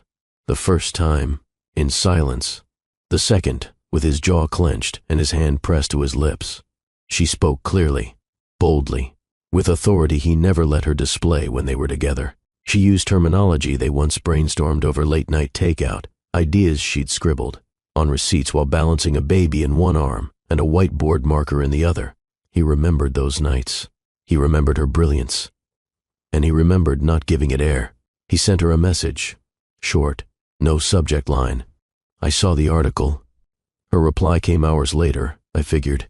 He stared at the blinking cursor, then typed again. I read about Elias. No reply this time. He waited. 30 minutes. Then, an hour. Finally, another message from her. Did you ever think I'd just stay quiet forever? Daniel leaned back in his chair. He hadn't thought about it that way. Not then. He hadn't really thought about what staying quiet cost her. He typed, Did you ever love me? The response didn't come for 15 minutes. When it did, it was one line. I did. But I also loved who I could have become, and you made me choose. He sat there, staring at the words. Not angry, not defensive, just hollow, because he knew she was right. His mother called later that evening. You've seen the press, haven't you? She asked. I have. She's using the Smith name in her publications. Daniel didn't respond. We might need to revisit that agreement, she pressed. She didn't sign anything about that. She's gaining influence, public sympathy. It could become inconvenient. Daniel stared out the window. She's not our problem anymore. His mother huffed. She's not a threat. But her story makes us look ungrateful. Daniel hung up without another word. He opened Scarlett's LinkedIn profile later that night. Her credentials had doubled. New grants, published research, media features. In every photo she looked alive. Not polished, not posed, just seen. He clicked away, then poured a drink, not to forget her, to face what he'd thrown away. The next morning, a journalist reached out for comment. They were working on a feature about Scarlett's transition from anonymous partner to global leader. Daniel declined. There was nothing he could say that wouldn't feel like an apology dressed as explanation. And she didn't need either from him anymore. Scarlett received his last message 2 days later. I offered you freedom. She stared at the screen for a long time, then typed back, No, you offered me money to disappear, and I used it to return to myself. She sent it, blocked the thread, and moved on. She didn't feel triumphant. She didn't want revenge. She just wanted peace, and that's exactly what she had now. Scarlett hadn't expected the invitation, not from Daniel, not after everything, not after silence. It came in a white envelope, hand-delivered to her office at the Horizon Institute. No return address, just her name in embossed silver, Dr. Scarlett Smith. Inside was a single sheet. The Smith Family Foundation requests your presence at the annual gala for child neuroadvancement as both honoree and guest speaker, in recognition of your contributions to the Elise Protocol and cognitive reprogramming models for early trauma. Below it was Daniel's signature. Scarlett blinked, then laughed. Elias read the invitation over her shoulder that evening. Well, that's not a trap at all, he joked. Scarlett rolled her eyes. They don't have a patent on irony. Are you going? She considered. I don't need their platform anymore. He nodded. But they need your name on theirs. Scarlett thought about it for days. Not because she was unsure, but because she needed clarity on one thing. Would attending this gala be a performance? Or would it be a message? The answer came from Ari. He'd been working on a scientist costume for school career day, taping a pretend badge to his chest that read, Future me, like mommy, but taller. Scarlett knelt down and fixed the badge. And in that moment, she knew. This wasn't about Daniel, or the Smiths. This was about her children seeing what it looked like to walk into a room you once exited in shame and own it. The night of the gala, the ballroom glittered in gold and steel. Atlanta's elite mingled over champagne and curated platitudes. But when Scarlett entered, everything hushed. Her dress was midnight blue, sleeveless, with a plunging neckline and a high slit, powerful, elegant, unapologetically bold. Her hair was pulled back in a sleek twist. Her heels clicked like punctuation, and on her arm was Nova, not Elias, not an escort, her daughter. The symbolism wasn't accidental. Daniel's mother spotted her first. The older woman's expression faltered. She approached slowly. "You look radiant," she said, like it hurt to admit. Scarlett smiled politely. "Funny what visibility does." A pause. Then, "Daniel speaks of you often." Scarlett's eyes didn't flinch. "I don't." Daniel found her near the silent auction. "Scarlett." She turned. He looked older. Still powerful. Still polished. But different. Less certain. "Thank you for coming," he said. "You needed me here," she replied simply. He nodded. I didn't come for you," she added. "I know." He looked at Nova beside her and softened. "She looks just like you." Scarlett adjusted her daughter's sleeve. "She looks like herself, just the way I'm teaching her to." The award presentation was brief. Scarlett stood on stage, her name echoing across the speakers. She took the mic, glanced across the sea of powerful people who once erased her. Then she began. "Years ago, I sat in this very room as a +1. My name wasn't in the program. My opinions weren't on panels. I was background. Today, I'm here as a mother, a neuroscientist, and a woman who refused to be defined by absence. I don't accept this honor as validation. I accept it as confirmation that you can disappear from their story and come back as the author of your own."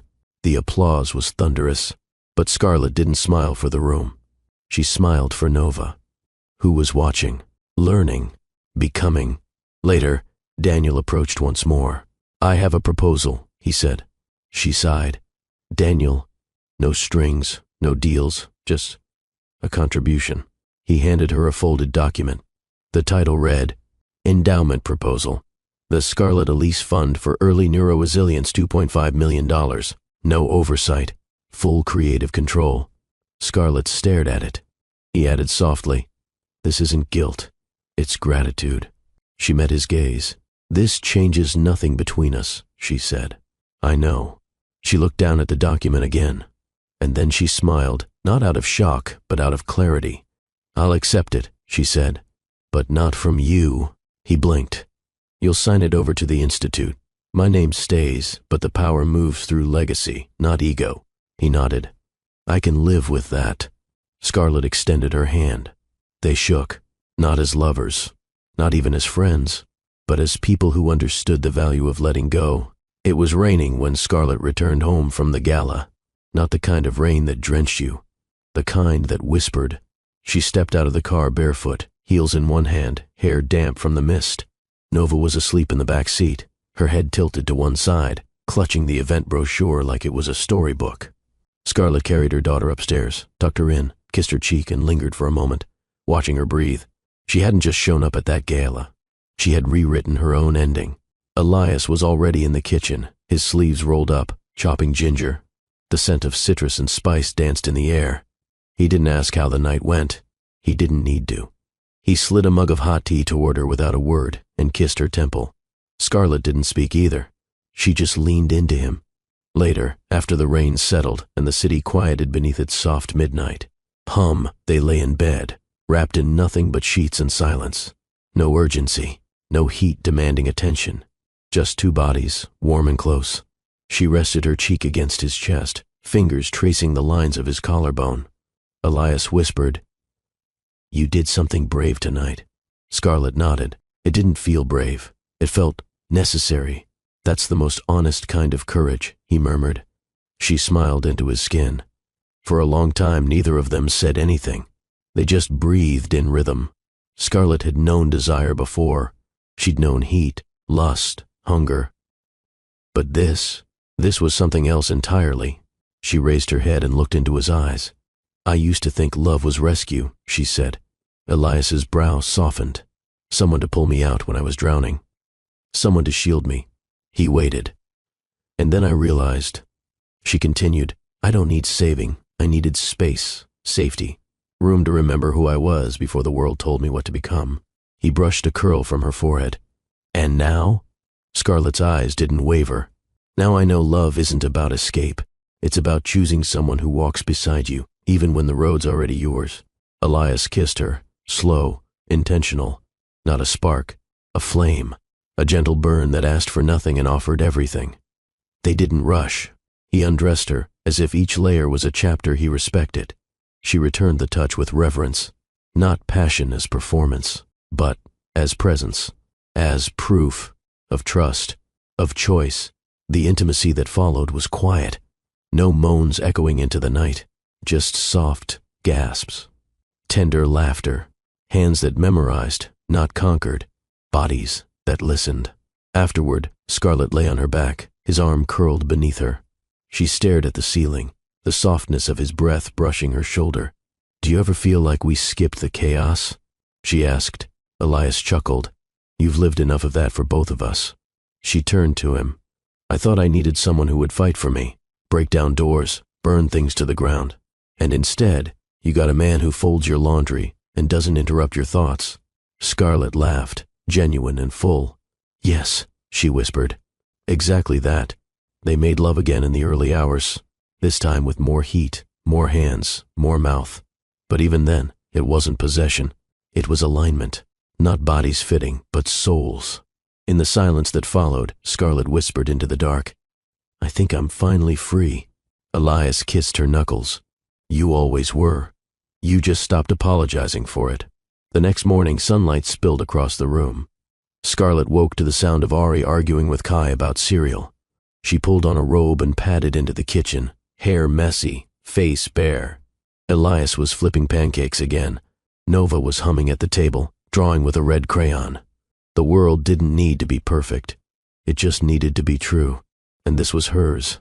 That afternoon, Scarlett wrote a new letter, not to Daniel, not to the Institute, to herself.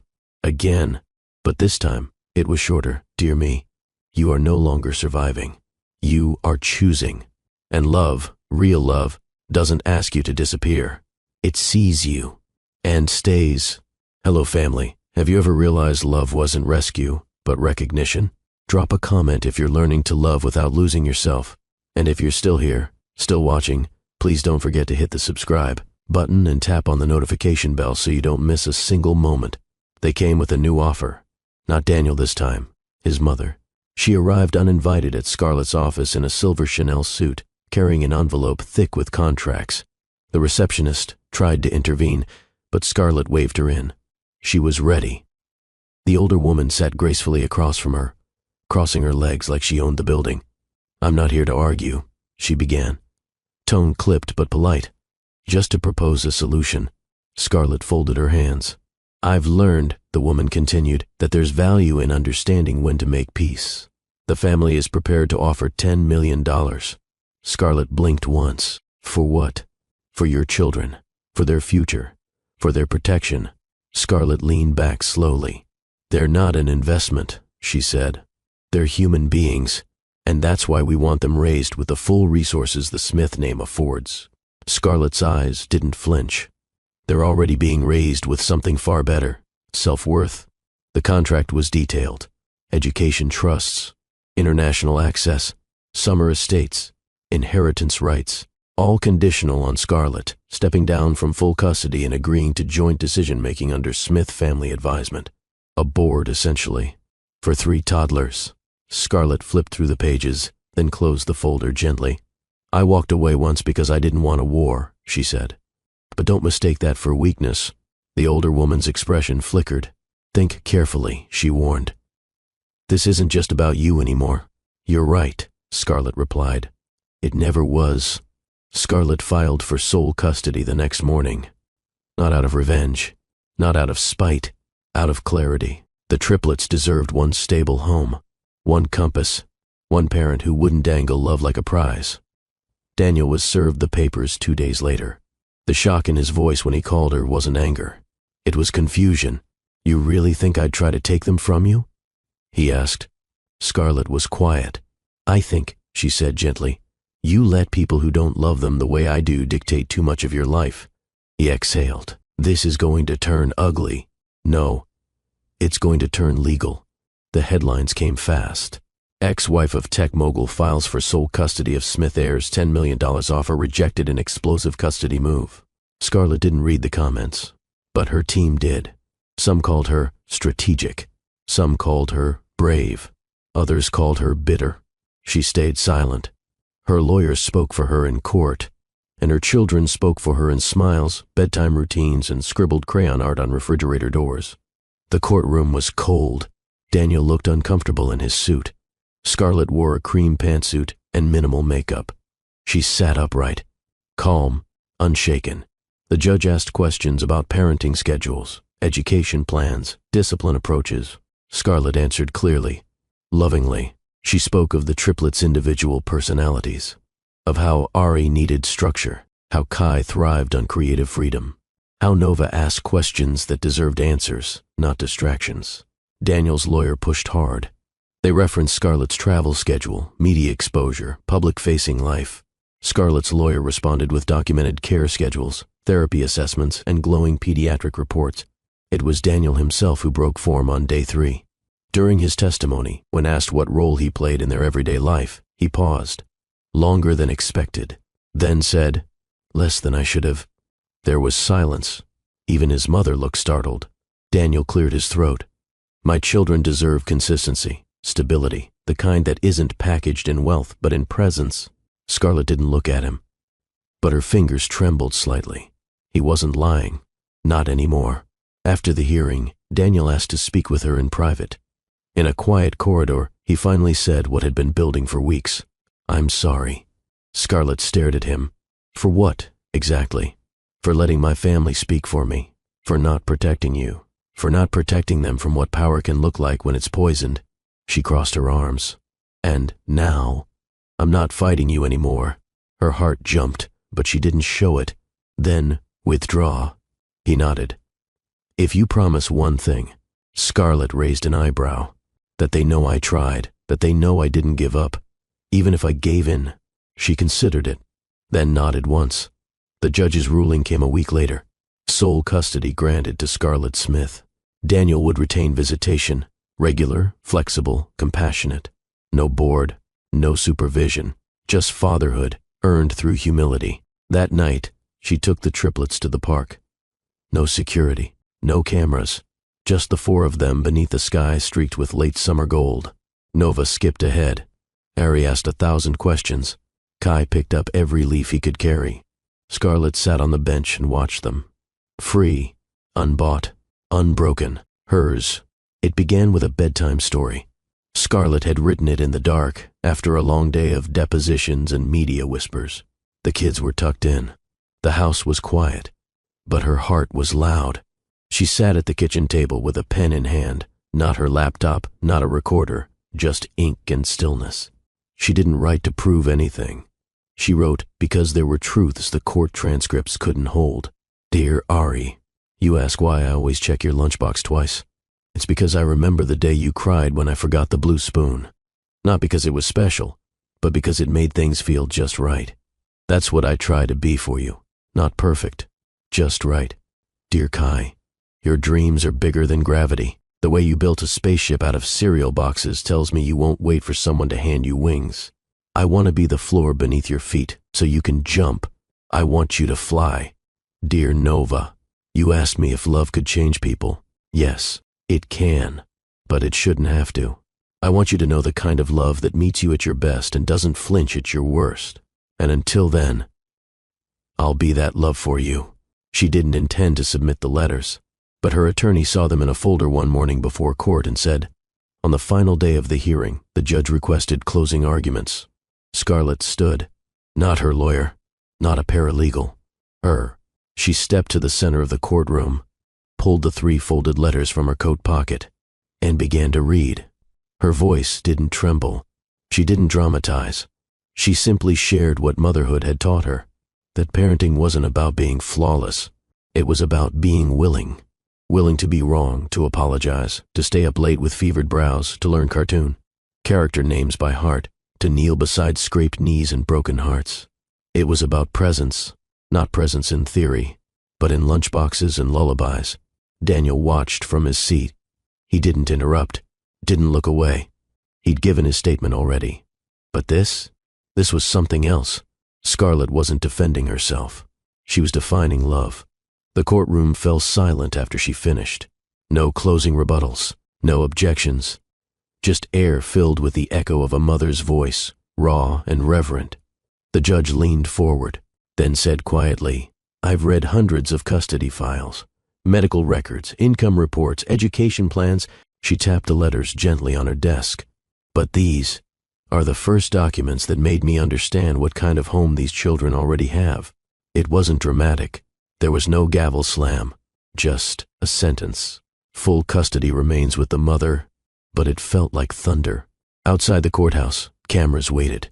Scarlett stepped out, head high, the triplets not with her, by design. This wasn't about spectacle.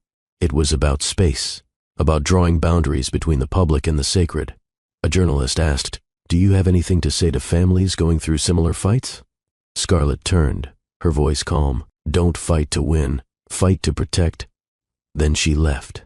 That evening, as the sun dipped beneath Atlanta's skyline, Scarlett walked into the nursery.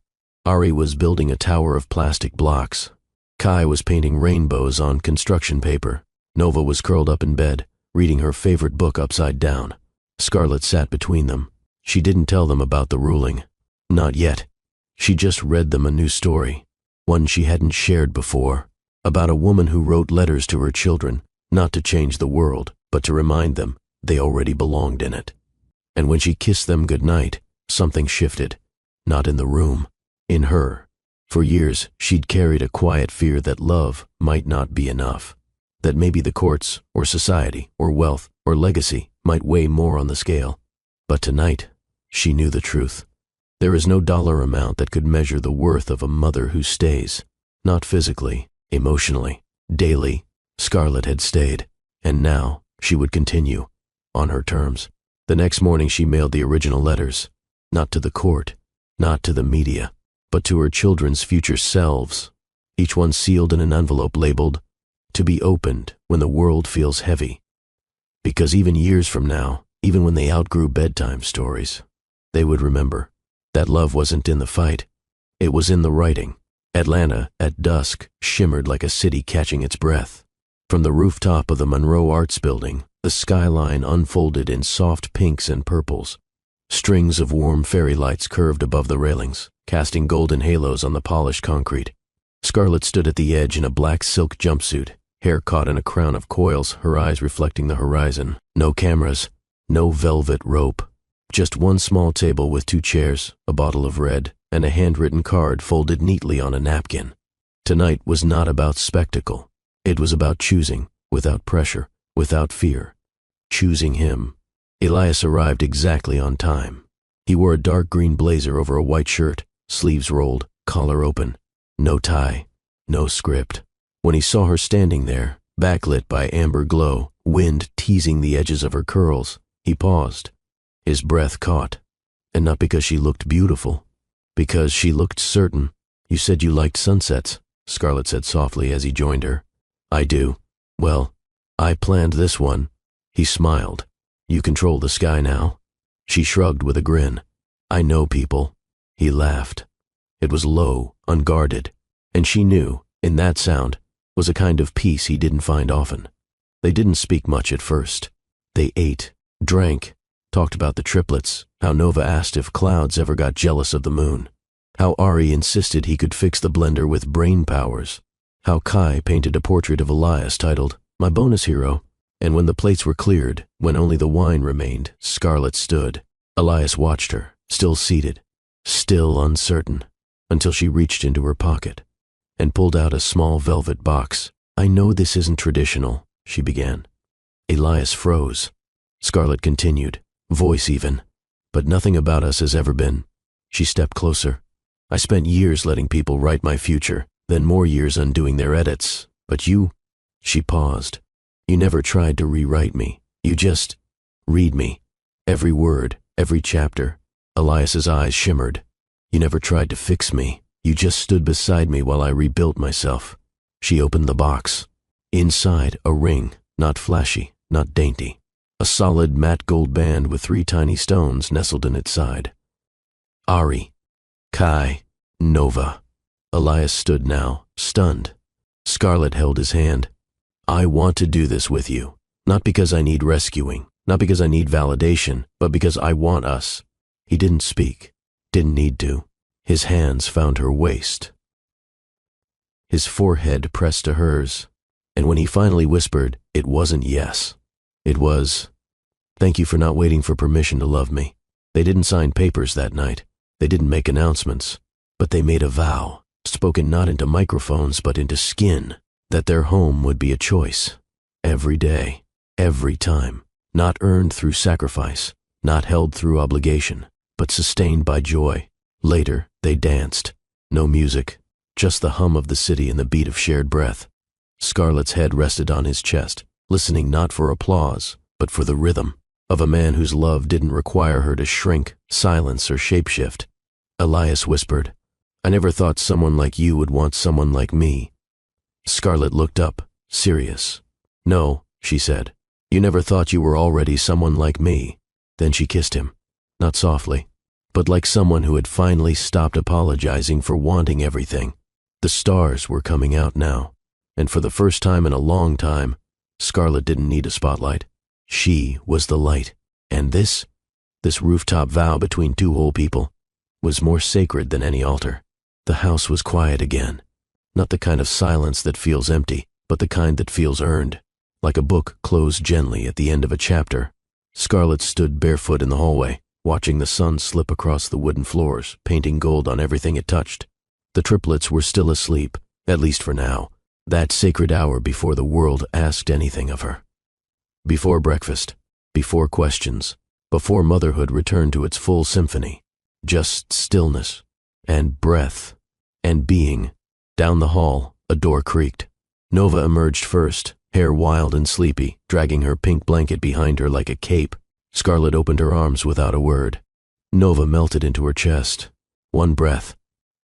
2, 3. Then Kai padded in, already holding a notebook and a pencil, his voice a whisper. "I had a dream. I was a robot teacher." Scarlett kissed his curls. "Did you grade your own homework?" He nodded solemnly. "Straight A's." Scarlett grinned. Ari followed next, eyes sharp, already alert. "Is today a real school day or a learn to from life day?" "Both," Scarlett said, guiding them toward the living room. "Always both." They settled on the couch in a tangle of limbs and love. No TV, no music, just them. She passed out slices of pear, a tradition they'd started the week of the custody battle. Something sweet, something clean. Scarlett tucked Nova into her lap, Kai curled beside her, and Ari leaned across the armrest, sketching the family cat like it was a character in his graphic novel. For a moment, she just watched them, not with fear, not with worry, but with awe. 3 little lives, not trophies, not evidence, just truth. Ari asked, "Do we still have to visit Daddy's parents for Christmas?" Scarlett paused, then said carefully, "You get to decide that when you're older. Right now, we'll keep things simple." Kai piped up, "Can we just go to Uncle Marcus's and eat his burnt turkey again?" They all laughed, even Nova.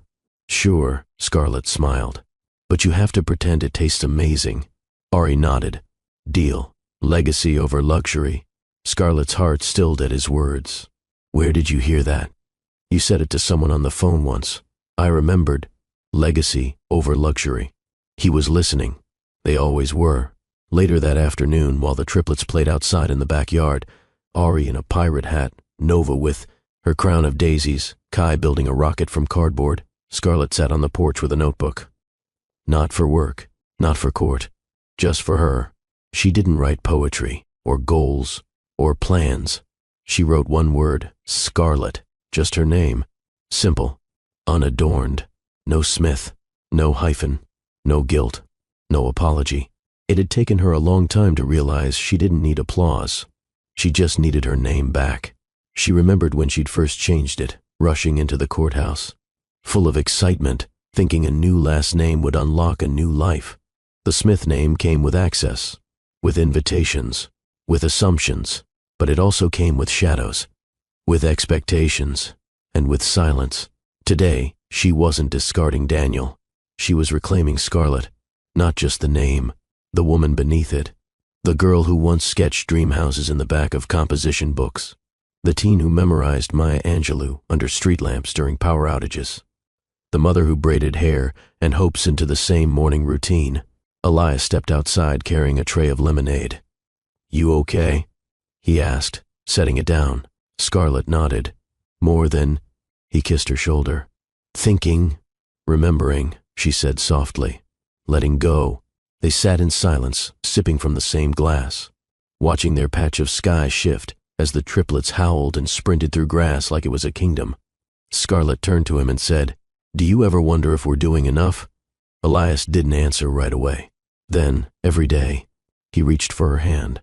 "But then I look at them, and I look at you, and I think maybe we already are." The wind picked up slightly. Nova twirled in her dress, yelling, "Look, I'm a tornado princess!" Kai shouted, "Prepare for liftoff in 5. Ari raised a toy sword and declared, "We fight for kindness." Scarlett laughed. It cracked through her like sunlight, not because they were perfect, but because they were theirs.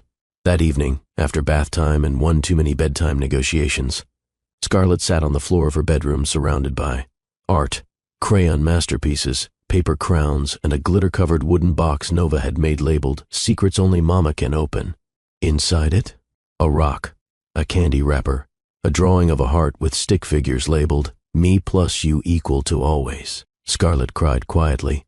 Not the broken kind, the full kind, the kind that arrives when everything inside you is finally heard. She wiped her eyes, placed the box gently on her nightstand, and whispered to the ceiling, "Thank you for the silence. It helped me hear myself." She didn't need Daniel's apology, didn't need his parents' money, didn't even need validation from the world, because today, Scarlett had 3 living testaments to her choices, to her endurance, to her legacy. At dawn, she walked barefoot into the yard. The grass was wet, the air still. She looked at the sky and whispered the final words of her journal aloud. "I didn't win. I didn't conquer. I remembered, and I rebuilt. And I wrote my name in ink, not for them. For me." She turned, and there they were, the triplets at the back door, blinking sleepily. Ari rubbed his eyes. "Why are you outside, Mama?" Scarlett smiled, hands on hips. "Just checking the sky." "Why?" Kai asked. "To make sure it's still big enough for us." Nova reached for her hand. "It always is." They walked inside together, the 4 of them. No legacy carved in stone, no applause echoing behind them. Just love, just laughter, just names spoken fully and freely. And that was enough, more than enough. To the woman sitting in silence, wondering if anyone would notice if she disappeared. To the man who gave everything and was still called not enough. To the mother whose name was erased the moment she gave life. To the child inside you who still whispers, "Pick me." This is for you. This whole story, it wasn't just about Scarlett. It was about you. You've been overlooked, silenced, talked over, talked down to, left behind, or used when your shine was convenient and discarded when your boundaries became inconvenient. You've learned to speak softly, to shrink in rooms that should have honored you. You've learned to say it's okay when it wasn't, to laugh so you wouldn't cry, to stay quiet so someone else could stay comfortable. And maybe, somewhere along the way, you forgot your own name. But hear me now. You are not disposable. You are not dramatic. You are not too much. You are not hard to love. You are not the aftermath of someone else's choices. You are not the broken piece in someone else's empire. You are not who they said you were when they were afraid of your light. You are allowed to want more peace, more joy, more intimacy, more truth, more silence that heals, not silence that hides. You are allowed to say no, to leave the room, to stop explaining yourself, to choose your name over their legacy, to burn the script they handed you and write your own. You see, they told Scarlett she was lucky, that she should accept the deal, take the money, disappear. Because that's what some people do when they realize you won't bow anymore. They try to buy your silence. But here's the truth. Your story doesn't belong to their pocketbooks. Your motherhood isn't for auction. Your voice was never theirs to mute. Your worth can't be counted in digits. Your name is not for sale. Scarlett walked away from applause, from luxury, from access. Why? Because applause fades, luxury rusts. Access disappears the moment you become inconvenient. But legacy? Legacy is what lives in the names you reclaim, in the children you raise with integrity, in the mirror you finally face and say, I see you, and mean it. So I ask you now, what would happen if you stopped waiting for someone to save you? What would happen if you chose to be seen? Not curated, not filtered, but raw, real, whole. What would happen if you reclaimed your name? Maybe it's not Scarlett. Maybe it's Faith, Joy, Hope, Aaliyah, Rachel, Kim, Sade, Brittany, Eve, Danielle, you. Maybe it's the name you were born with, or the one you whispered to yourself in secret because it felt more like home. Maybe it's not about names at all. Maybe it's about you finally realizing you were never the problem. You were the pause in someone else's chaos.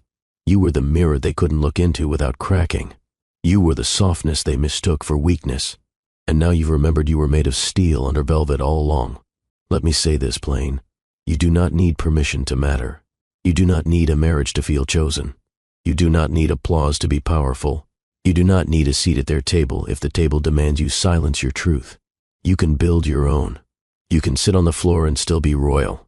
You can crown yourself. So if this story stirred something in you, if Scarlett's fight felt like your reflection, then do this one thing for you, not for me. Reclaim your name. Out loud.